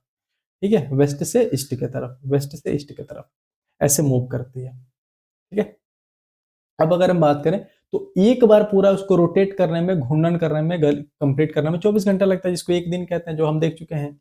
इसी घूमने के कारण एक दिन और रात होता है। जिस तरफ सूर्य की रोशनी आ रही है उधर दिन है, जिधर नहीं आ रही है उधर रात है, सिंपल। और सबसे ज्यादा जो स्पीड होता है वो इक्वेटर पर होता है, और सबसे कम जो स्पीड होता है वो पोल पे होता है। इतनी ही बातें, आपको चार बातें लिखी है, चारों बातें याद रखनी है। अब इस घूमने का प्रभाव क्या होता है, यहां से भी क्वेश्चन पूछा जाता है। इस घूमने का प्रभाव होता है कि दिन और रात होते हैं। ठीक है, दिन और रात इस घूमने के कारण होते हैं। दूसरा क्या है, अलग अलग टाइम जोन्स हैं। ठीक है, ये भी इसी का कारण है।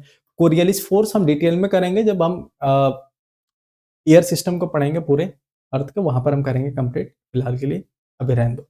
अर्थ शेप, जो अभी मैंने आपको बताया कि क्यों है उसका ऐसा शेप, सेंट्रीफ्यूगेशन काम करता है और बाकी चीजें, तो वो भी घूमने के कारण होता है, रोटेशन के कारण होता है। एक होता है सर्केडियन रिदम, मैंने आपको बताया सर्केडियन साइकिल या सर्केडियन रिदम, कि रात और दिन के होने के कारण जो भी जीव जंतु रह रहे हैं इस पृथ्वी पर, उनके दिनचर्या में कई सारी चीजें होती हैं, वो उनको हम सर्केडियन रिदम कह देते हैं। ठीक है, जिनको दिन और रात के होने पर डिपेंड करती है, तो उनको उनको भी प्रभावित करता है ये। ठीक है, इतना ही रोटेशन के बारे में आपको ध्यान रखना है। अब हम आ जाते हैं परिक्रमण पर या रिवोल्यूशन पर। उतने जितनी बातें लिखी है ना, इतना अगर आप करके गए ना बेटा, किसी भी एग्जाम में बैठ जाना, किसी भी, यानी किसी भी एसएससी, रेलवे या एनटीपीसी या फिर आपका स्टेनो या फिर कोई भी वनडे एग्जाम है, जो भी चीज आपको पढ़ाई जा रही है ना बाबू, बस इतना इतना देख लो, रट लो, समझ लो, सब कुछ कर लो, जितना कर लो इसको घोंट के पी जाओ। समझ रहे हो? ये रामबाण है जो तुम्हें दिया जा रहा है, इससे बाहर नहीं आएगा कुछ भी। कोई भी लेवल का एग्जाम पूछ ले, कितना भी लेवल उठा ले हो, इससे इतना से तुम्हारा काम हो जाएगा। ठीक है ना? तो जो पढ़ा रहा हूँ इसको बार बार रिवाइज कर लो, इधर उधर भागने की जरूरत नहीं है। जितना बेहतर मेहनत करोगे, जितना इधर उधर दिमाग लगाओगे, कोई फायदा नहीं होना। मेहनत कर लो, सब चीज तुम्हें यही मिल जाएगी। ठीक है? और यहाँ से बेटर अगर कोई पढ़ा रहा हो, अगर तुम्हें लगता है कोई बेटर पढ़ा रहा है, मुझसे ज्यादा खुश कोई नहीं होगा तुम्हें वहां भेज करके, तुम वहां पढ़ सकते हो जहां तुम्हें समझ आती है, जहां से तुम ज्यादा इफेक्टिव चीजें पा रहे हो। ठीक है? अगर तुम्हें लग रहा है कि मैं बेहतर दे रहा हूं तुम्हें, तो यहाँ पर लो, क्योंकि मुझे ऐसा लग रहा है मैं सबको ही जानता हूँ, सबका ही कंटेंट देखता हूँ, सबको ही पता है कि भाई साहब कौन क्या दे रहा है। तो मुझे पता है कि मैं तुम्हें क्या डिलीवर कर रहा हूँ। ठीक है ना? इसकी कीमत आज ना पता चले, साल भर बाद पता चले, 1 साल 2 साल बाद पता चले, लेकिन पता जरूर चलेगी तुम्हें क्या दिया जा रहा है। तो इसको ईमानदारी से कर लो, अच्छे से कर लो, एक एक लाइन, एक एक चीज बहुत इंपॉर्टेंट है, सवाल बनते हैं यहाँ से। ठीक है? चलो बाबू आगे बढ़े। चलो, अब आ जाते हैं हम रिवॉल्यूशन पर। तो रिवॉल्यूशन की बात कर रहे हैं, तो अर्थ जो है, करता क्या है कि सूर्य के चारों ओर चक्कर लगाता है। ठीक है? इस चक्कर लगाने को हम रिवॉल्यूशन या परिक्रमण कह देते हैं। अब इस चक्कर लगाने में इसको 365 दिन 6 घंटे और कुछ मिनट लगते हैं, जिसको हम ऐसे भी लिख सकते हैं। इसी समय काल को हम 1 वर्ष कह देते हैं, ये आपको पता होगा। अच्छा, ये 6 घंटा और कुछ मिनट मिलकर के हर 4 साल के बाद एक कंप्लीट 24 घंटा बना लेते हैं। उस 24 घंटे को, ठीक है, 5 घंटा 48 मिनट के आसपास होता है समथिंग, तो उस 24 घंटे के आसपास में एक नया दिन जुड़ जाएगा। उस नए दिन के जुड़ने के कारण वो साल, चौथा साल 366 दिन का होता है, जिसको हम लीप ईयर कह देते हैं। ये बात आपको पता होगी। जैसे हमने रोटेशन के प्रभाव देखे थे ना, वैसे ही रिवोल्यूशन यानी परिक्रमण के कई सारे प्रभाव होते हैं, जैसे सीजन में बदलाव, जैसे change in length of day and night. ठीक है? डिफरेंट पोजिशन, अभी हम आगे देखेंगे। यहाँ देखो क्या क्या प्रभाव देखने को मिलते हैं। ऋतुएं, जो ऋतुएं होती हैं, जैसे समर, विंटर, स्प्रिंग, ऑटम, ये सारे देखने को मिलते हैं। Variation in length of day and night, मतलब कहीं कहीं दिन बड़ा हो रहा है, जैसे गर्मियों में दिन बड़ा होता है, रात छोटी होती है। सर्दियों में क्या होता है, दिन छोटा होता है, रात, ये भी इसका प्रभाव है। हीट जोन्स ऑन अर्थ, कहीं पर क्या है, ठंडा है, कहीं पर गर्म है, कहीं पर कुछ है, कहीं पर कुछ है, ये भी देखने को मिलता है। और अपोजिट सीजन हेमिस्फीयर में, नॉर्दर्न साइड में सर्दी पड़ रही है, तो साउथ साइड में क्या है, गर्मी पड़ रही है, ऐसे होता है। और ऐसा लगता है जैसे पृथ्वी घूम रही है, तो ऐसा लगता है कि सन भी घूम, जैसे तुम बस में चल रहे हो तो कैसा लगता है कि जो हमारे बाहर पेड़ दिख रहा है वो भी हमारे साथ चल रहा है, ऐसा नहीं होता है ना? क्योंकि हम घूम रहे हैं उसके कारण लगता है कि भाई साहब सन भी घूम रहा है। और annual variation in solar energy, क्योंकि सोलर एनर्जी जैसे जैसे ये सन घूमेगा ना, तो अलग अलग जगह पर सन का लाइट पड़ेगा, उस हिसाब से एनर्जी भी वेरी करेगी। ठीक है? इतनी बात आपको ध्यान रखनी है। चलो, याद रखने का ट्रिक है, या तो रोडियन याद रख लो, रेवेस वाई याद रख लो। रोडियन यानी रोटेशन के कारण क्या होता है, दिन रात, और रिवोल्यूशन के कारण होता है सीजन और ईयर्स। चलो, अब कुछ इंपॉर्टेंट कंसेप्ट जहां से क्वेश्चंस आते हैं और बच्चे कंफ्यूज होते हैं। देखो, सबसे पहला है एफिलियन। क्या है एफिलियन या पेरिहिलियन, क्या होता है जरा समझना। यहां आ जाओ, पिक्चर से समझो। तुम्हें पता है कि जो सन घूम रहा है, इसके अर्थ घूम रहा है, पृथ्वी हमारी जो घूम रही है, चक्कर लगा रही है सूर्य के चारों ओर, वो बिल्कुल गोल रास्ता नहीं है, ये इलिप्टिकल है, यानी अंडाकार है। क्या है? अंडाकार रास्ता है। तो जब मेरे भाई, मेरे दोस्त, मेरे लाडलों, ये अंडाकार रास्ता है, तो किसी पॉइंट पर जाकर के ऐसा होता होगा, सूरज, ये हमारे सूर्यदेव हैं और ये हमारी पृथ्वी है, तो सूर्य और पृथ्वी की दूरी एकदम कम होती होगी, और एक पॉइंट पर ऐसा होता है जब सूर्य और पृथ्वी की दूरी सबसे ज्यादा होती होगी। तो जब सूर्य सबसे पास होता है, सबसे पास होता है, तो उसको हम पेरीहिलियन कह देते हैं। क्या कह देते हैं? पेरीहिलियन।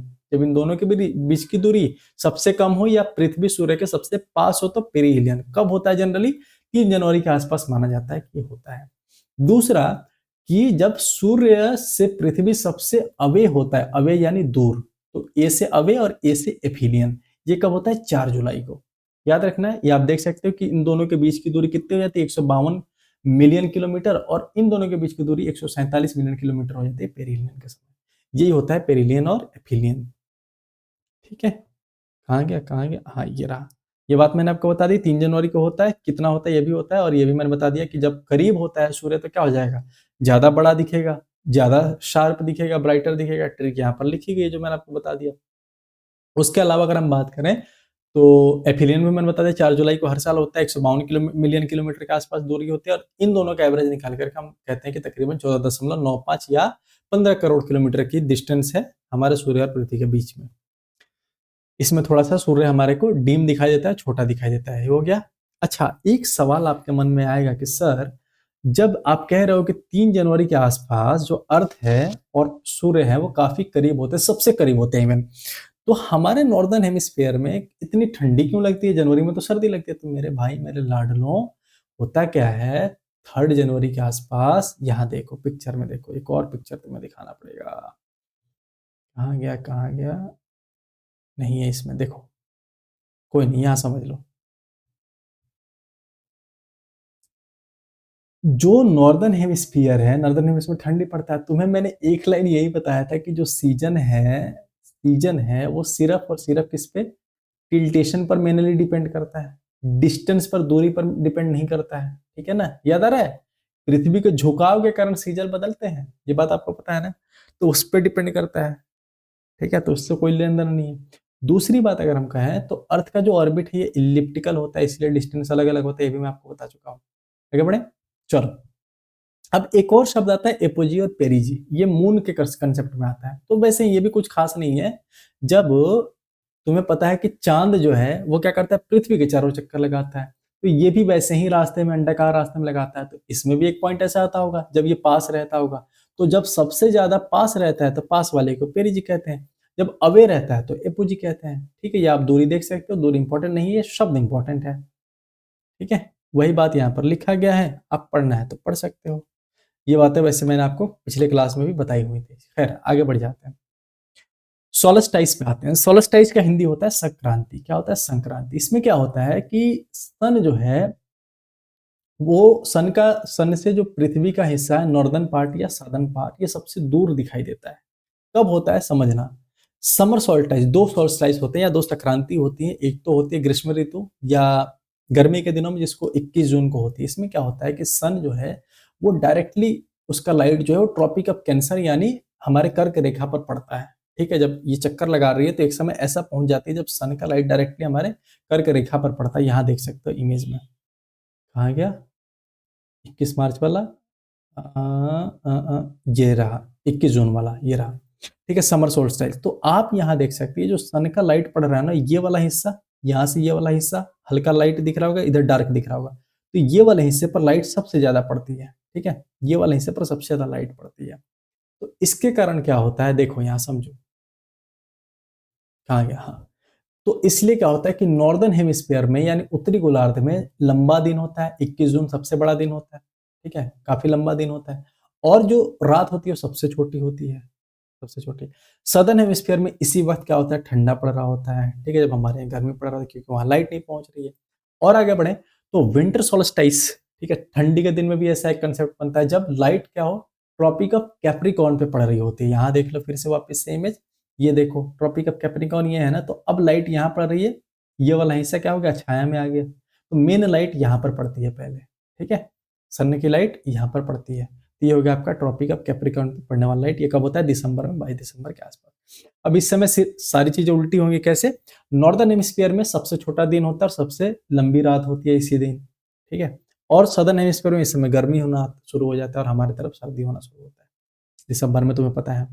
एक शब्द और आता है इक्विनॉक्स का। इक्विनॉक्स यानी विषुव कहते हैं हिंदी में। नाम में देखो इक्वी लगा है, इक्वी से सर इसमें इक्वल सा जैसा लग रहा है। तो क्या इक्वल होता होगा? जब हम बात कर रहे हैं दिन और रात की, तो दिन रात इक्वल होते होंगे। कब हो सकता है? देखो, 2 दिन ऐसा होता है जब दिन और रात दोनों बराबर होते हैं पूरे ग्लोब पर, पूरे अर्थ पर। कब? अच्छा, इसके लिए थोड़ा अपने घुटने में पड़ा हुआ दिमाग लगाओ। क्या होता है कि ये जो पृथ्वी है हमारी, कब दिन और रात बराबर होगा? जब सन का लाइट बिल्कुल इसके सेंटर में यानी इक्वेटर पर पड़े। बिल्कुल इक्वेटर पड़े तो इधर भी बराबर, इधर भी बराबर। ठीक है, तो 2 केस ऐसा होता है, 2 दिन ऐसा होता है जब सन का लाइट बिल्कुल इक्वेटर पर पड़ता है। कब? 21 मार्च को और 23 सितंबर को। तकरीबन 6 महीने का गैप इसमें भी होता है और ऊपर वाले में भी, सॉल्स्टाइस में भी 6 महीने का गैप होता है। तो याद रखना ऐसे तरीका होता है। ठीक है, 6 महीने का गैप होता है। अब देखो, हाँ, 21 मार्च को क्या होता है, नॉर्दर्न हेमिस्फीयर में ये चीज देखने को मिलता है। और 23 सितंबर को क्या होता है, तुम्हारे साउदर्न हेमिस्फीयर में देखने को मिलता है। और इस समय क्या होता है, साउदर्न हेमिस्फीयर में फिर विंटर का स्टार्ट हो जाता है। अब इनके अलग अलग नाम है, ये पिक्चर से भी समझ सकते हो, सारी बातें मैंने आपको बताई है। चलो, अब यहां से एक कंसेप्ट डेवलप होता है। देखो, यहाँ से कंसेप्ट डेवलप होता है मेरे भाई, मेरे लाडलो, कि कुछ देश ऐसे हैं जहां पर 24 घंटे का दिन और 24 घंटे तक दिन ही रहता है, ठीक है, और 24 घंटे रात ही रहता है। होता क्या है, जैसे दिसंबर में मान लो समर सोल्स्टाइस है, ठीक है, समर सोल्स्टाइस है, ध्यान से सुनना। तो इस समय क्या है, जब समर सोल्स्टाइस है तो तुम्हें पता है कि इस वाले पॉइंट पर लाइट ज्यादा पड़ रहा होगा, इस वाले पॉइंट पर लाइट ज्यादा पड़ रहा होगा। तो उस समय क्या होता है, प्रकाश जो है ना ये साउथ वाले पोल पर पड़ रही है। तुम यहाँ देखो, ये जो नॉर्थ वाला पोलर एरिया आर्कटिक सर्कल है, यानी 66.5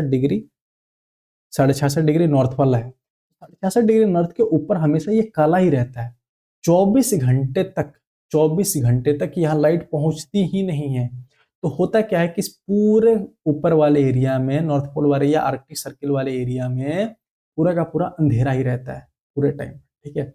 और सेम अगर इसका उल्टा देख लें, देखो जून के समय में क्या होता है, यहाँ 24 घंटे लगातार लाइट पड़ रही है और यहाँ पर 24 घंटे लगातार अंधेरा है। तो यहाँ 24 घंटे लगातार दिन है और यहाँ 24 घंटे लगातार रात है, ठीक है। ये सारी चीजें आपको ध्यान रखनी है। ये मेनली कहाँ-कहाँ पर देखने को मिलता है, जैसे अगर नॉर्दर्न हेमिस्फीयर में बात करें, जहाँ से क्वेश्चंस आते हैं, जहाँ इसको मिडनाइट सन कह देते हैं। क्यों? क्योंकि रात में भी सन उग रहा है, आधी रात में भी सन उग रहा है, 24 घंटे सन उगता ही रहता है, 1-1.5 महीने तक ये किस्सा चलता है। मेनली कौन-कौन से देश में होता है? नॉर्वे में होता है, स्वीडन में, Finland, Russia, Canada, US, Iceland और ग्रीनमार्क। उसमें भी अगर पूछ ले तो नॉर्वे ऑप्शन दिया होगा। मिडनाइट सन किसको कहते हैं? तो नॉर्वे, ठीक है, ये ध्यान रखना है आपको। इसलिए वहां पर 24 घंटे का दिन होता है। अब कारण देख लो, लिखा हुआ क्यों? क्योंकि अर्थ टिल्टेड है 23.5 डिग्री पर, इसीलिए सही बात है भाई कि एक ही तरफ लाइट पहुंच पाता है, ऊपर नहीं पहुंच पाता है, या ऊपर पहुंचता है तो नीचे नहीं पहुंच पाता है। दूसरा यह है कि अर्थ जो है वो सन के चारों ओर चक्कर लगाती है, वो भी एक कारण है। तीसरा यह है कि ये पोल के कारण, पोल के पास में ही होता है, क्योंकि लाइट जो है वो मेनली कहाँ, ट्रॉपिकल वाले एरिया में ही पड़ता है और ऊपर तक पहुंच ही नहीं पाता है। तो ये 3 कारण हो गए मोटे मोटे। हिंदी में भी वो सारी बातें लिखी गई हैं, तो घबराना नहीं है हिंदी वाला, ठीक है। ये देखो, अब आ जाते हैं एक शब्दावली पर जिसका नाम है circle of illumination. Circle of illumination में क्या होता है समझना, ये पिक्चर से समझो। देखो, जब लाइट पड़ती है ना, तो तुम्हें पता है कि ये मान लो हमारा सूर्य है, ये इस एंगल पर झुका हुआ है, ये हमारा ट्रॉपिक ऑफ कैंसर या ट्रॉपिक ऑफ कैप्रिकॉन। तो मेन लाइट तो यहाँ पर पड़ा, मेन लाइट यहाँ पर पड़ा है। अब यहाँ लाइट पड़ने के बाद क्या होता है, ये फैल जाता है, यहाँ फैल डायरेक्ट पड़ने के बाद ये फैल जाता है। अब ये फैला तो एक लिमिट तक ही लाइट पहुंच पाएगा और एक साइड क्या हो जाएगा, खाली रहेगा, अंधेरा रहेगा। तो जिस पॉइंट पर ये देख रहे हो ये लाइट पहुंचा हुआ है, यहाँ भी होगा और उस साइड भी होगा, पृथ्वी के दूसरे साइड होगा। तो ये पूरा का पूरा ऐसे गोल सर्किल बना लेता है।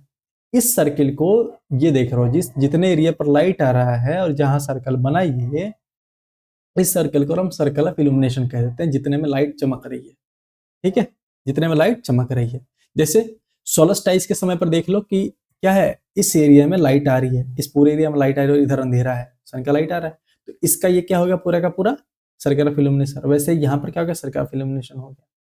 जहां चमक रहा है, जहां पर दिन है और जो पूरा पूरा सर्कल बन रहा है, उसको सर्कल ऑफ इल्यूमिनेशन कह देंगे, प्रकाश वृत्त कह देंगे, हिंदी से भी क्लियर है। ग्रेट सर्कल क्या होता है? ग्रेट सर्कल वो होता है, जैसे उदाहरण के तौर पर यहाँ देखो, कोई एक स्फीयर है, ठीक है, कोई एक स्फीयर है मान लो, या गोलाकार कोई चीज है, उस पर जो सबसे बड़ा सर्किल बना सकते हैं या ना सबसे बड़ा सर्कल खींच सकते हैं, उसको हम ग्रेट सर्कल कह देते हैं। जैसे उदाहरण के तौर पर हमारे पृथ्वी पर सबसे बड़ा सर्कल कौन है? इक्वेटर है। आज के टाइम पर इक्वेटर है सबसे बड़ा सर्कल, ठीक है। तो ग्रेट सर्कल पृथ्वी का कौन हो जाता है? इक्वेटर हो जाता है। बस यही बात होता है, एक एक लाइन है, बस समझते चलो। अब इस अर्थ को ना, डिटेल बातें हमने कर ली। अब अर्थ को 4 मोटे मोटे स्फीयर में बांटा गया है, ठीक है, 4 मोटे मोटे स्फीयर में बांटा गया। सबसे पहला लिथोस्फीयर। कौन है? लिथोस्फीयर। हिंदी में नाम है स्थल मंडल, नाम से क्लियर हो जा रहा है कि जो ऊपरी परत है, जिसमें कौन कौन आ जाता है, जो रॉक का लेयर है, पथरीला लेयर, और हमारा क्रस्ट वाला लेयर हो गया, अपर मेंटल वाला लेयर हो गया, मतलब ऊपर ऊपर जो लेयर दिखता है हमारे को अर्थ का, सॉलिड वाला, ठीक है, जिस पर मिट्टी है और बाकी पत्थर वगैरह है, उसको हम लिथोस्फीयर कह देते हैं। डिटेल में हम अगली क्लास में इस पर बात करेंगे।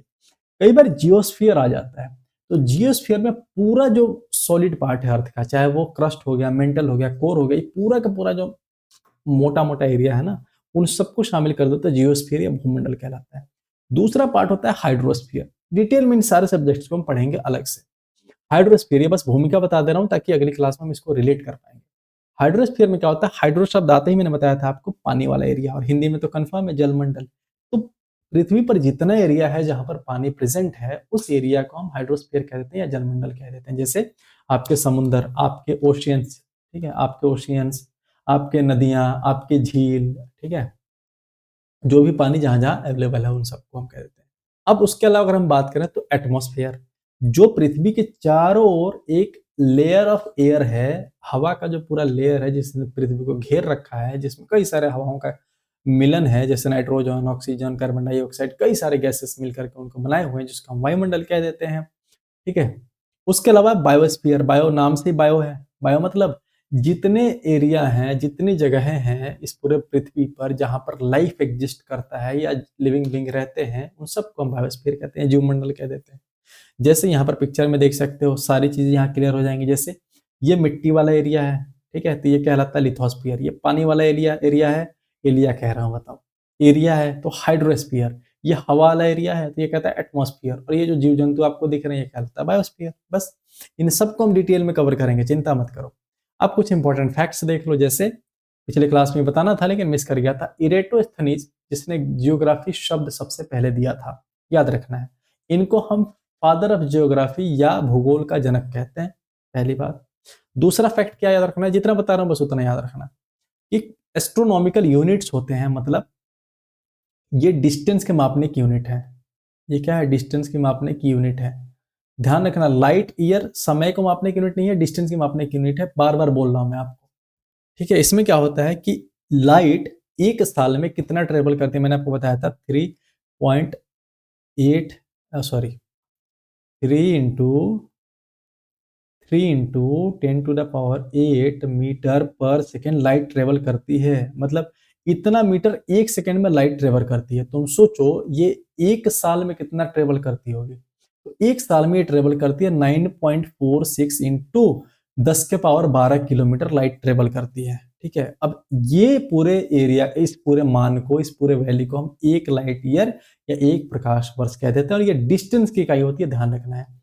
हमने क्या पढ़ा था कि 8.2 मिनट्स लगते हैं, 8.20 सेकंड्स, 8 मिनट 20 सेकंड्स लगते हैं, यानी टोटल 500 सेकंड्स लगते हैं लाइट को पृथ्वी तक आने में, सूर्य के लाइट को पृथ्वी तक आने में। लेकिन आपके एनसीईआरटी थोड़ा सा वेरी करता है, वो कहता है कि 8.311 मिनट्स लगते हैं। इसको तुम कन्वर्ट करोगे 8.3 मिनट्स को, तो जरा मुझे मेरे लाडला एक बात बताओ कि 3 को जब तुम कन्वर्ट करोगे 60 को 3 हिस्सों में बांटोगे तो लगभग 20 सेकंड हो गया। तो वही बात एनसीईआरटी इस फॉर्म में लिख देता है कि 8.311 मिनट। समझ आ गई बात। 20 सेकंड को तुम चाहो तो 1/3 मिनट नहीं लिख सकते हो, लिख सकते हो ना 1/3 मिनट। अब इस 1/3 मिनट को 0.3 मिनट्स भी लिख सकते हो, तो वही 0.3 मिनट्स यहाँ पर ऐड कर दिया। वो सिंपल।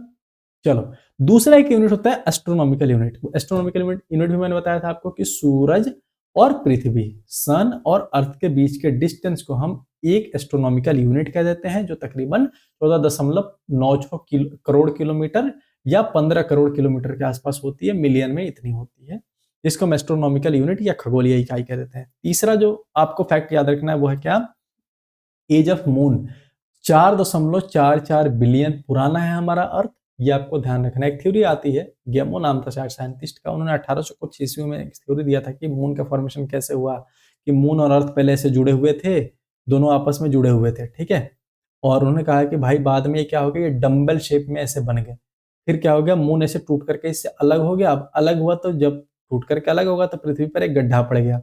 इस गड्ढे को बाद में पानी से भर दिया गया, जिसको आज हम पैसिफिक ओशियन कह देते हैं। हालांकि बाद में साइंटिस्टों ने नकार दिया, बोला कि नहीं, झूठ बोल रहा है ये। जो हमारी पृथ्वी मून का जो निर्माण हुआ है वो 4.44 बिलियन साल हुआ है पहले।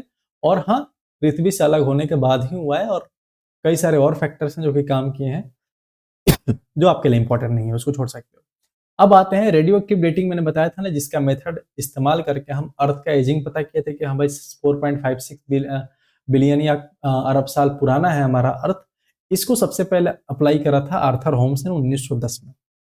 उसके अलावा एक शब्द चलता है बोलाइट। बोलाइट क्या होता है, a very bright meteor that explodes in, तुम्हें पता है ना, जो मेटियोर आता है, जो चमकीला उल्का पिंड आता है, जो हमारे एटमॉस्फेयर में घुसता है और वो क्या करता है, एक्सप्लोड कर जाता है, ब्लास्ट कर जाता है, उसी को हम बोलाइट कह देते हैं। ये भी शब्द आपको ध्यान में रखना है। तो आज की क्लास में ये इतना ही था। अगर आपको सच में फट अच्छा लग रहा हो, सारी चीजें बहुत फिल्टर पढ़ाई जा रही हैं आपको, यकीन मानो जो आप पढ़ रहे हो ना, बेहतरीन पढ़ रहे हो, बेहतरीन पढ़ रहे हो, इससे बेहतर आपको शायद ही कहीं मिले। ठीक है। तो आप जो पढ़ रहे हो उस पर भरोसा रखो। तुम किसी भी एग्जाम में बैठ जाना, 2026 हमारा होगा, ये गारंटी है, हम सबका होगा। तो भरोसा रखो, पढ़ते रहो, और जो बच्चे 26 के लिए पढ़ रहे हैं अच्छे से पढ़ो मेरे भाइयों, इसी को रिवीजन करते रहो, नोट्स बना लो, अपने सेल्फ नोट्स बना लो। ये इतने पन्ने में नहीं होगा, मुश्किल से 5-6 पन्ने में खत्म हो जाएगा, मुश्किल से 10 पन्ना भी नहीं होगा, सच बता रहा हूँ मैं, क्योंकि हिंदी इंग्लिश दोनों लिखा हुआ है इसलिए इतना है। और छोटे छोटे स्लाइड है, कितनी है, 3-3 4-4 लाइनें लिखी हुई हैं एक स्लाइड में, तो बहुत छोटे में हो जाएगा कंप्लीट, ठीक है ना। तो नोट्स बना लेना अगर मन हो तो, और उसी को रिवीजन करते रहना जब आपका एग्जाम हो। और अगला जब एग्जाम आएगा अगले साल, ठीक है, या जो भी एग्जाम आने वाला है अभी हाल में, आप देखना कि हम कहाँ लैंड करेंगे, हम कहाँ पर रहेंगे।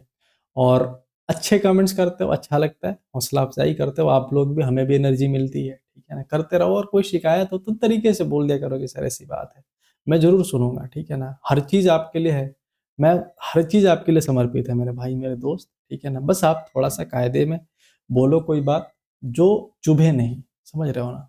बाकी आप सब भाई हो, दोस्त हो, तो कोई शिकवा शिकायत नहीं आपसे। पढ़ते रहिए, मन हो तो लोगों को बताइए कि भाई एक बड़े भाई हैं आपके जो कि काफ़ी एफर्ट कर रहे हैं आप सभी के सिलेक्शन के लिए, और तभी दम लेंगे जब आप सारे सिलेक्शन ले लो, ठीक है। उससे पहले मैं दम नहीं लेने वाला। तो आप सबको अच्छा लगे तो प्लीज़ और लोगों को बताइए कि वो भी देखें एक बार आकर के। कंपटीशन नहीं बढ़ने वाला, तुम्हारा कंपटीशन है ही नहीं। ये मत सोचो कि अरे किसी को बता दो कंपटीशन बढ़ जाएगा, मेरा भाई नहीं बढ़ने वाला। मैं गरीब हूँ, मेरा भी सोचो। ठीक है? तो वो चीज़ें भी ध्यान रखनी है, लोगों को बताना है, और बोलो कि शेयर करें और देखें एक बार। भरोसा हो तो देखें ज़रूर, उनको निराशा नहीं होगी, फ़ायदा ही होगा, ठीक है? सो मिलते हैं जल्दी अगली क्लास में, तब तक के लिए आप ध्यान रखिए, खुश रहिए, हँसते मुस्कुराते रहिए। टाटा बाय बाय, जय हिंद। क्लास के बाद टेलीग्राम ग्रुप में जाकर के आप ये सारी चीज़ें देख सकते हो। चलो, टाटा बाय बाय, जय हिंद।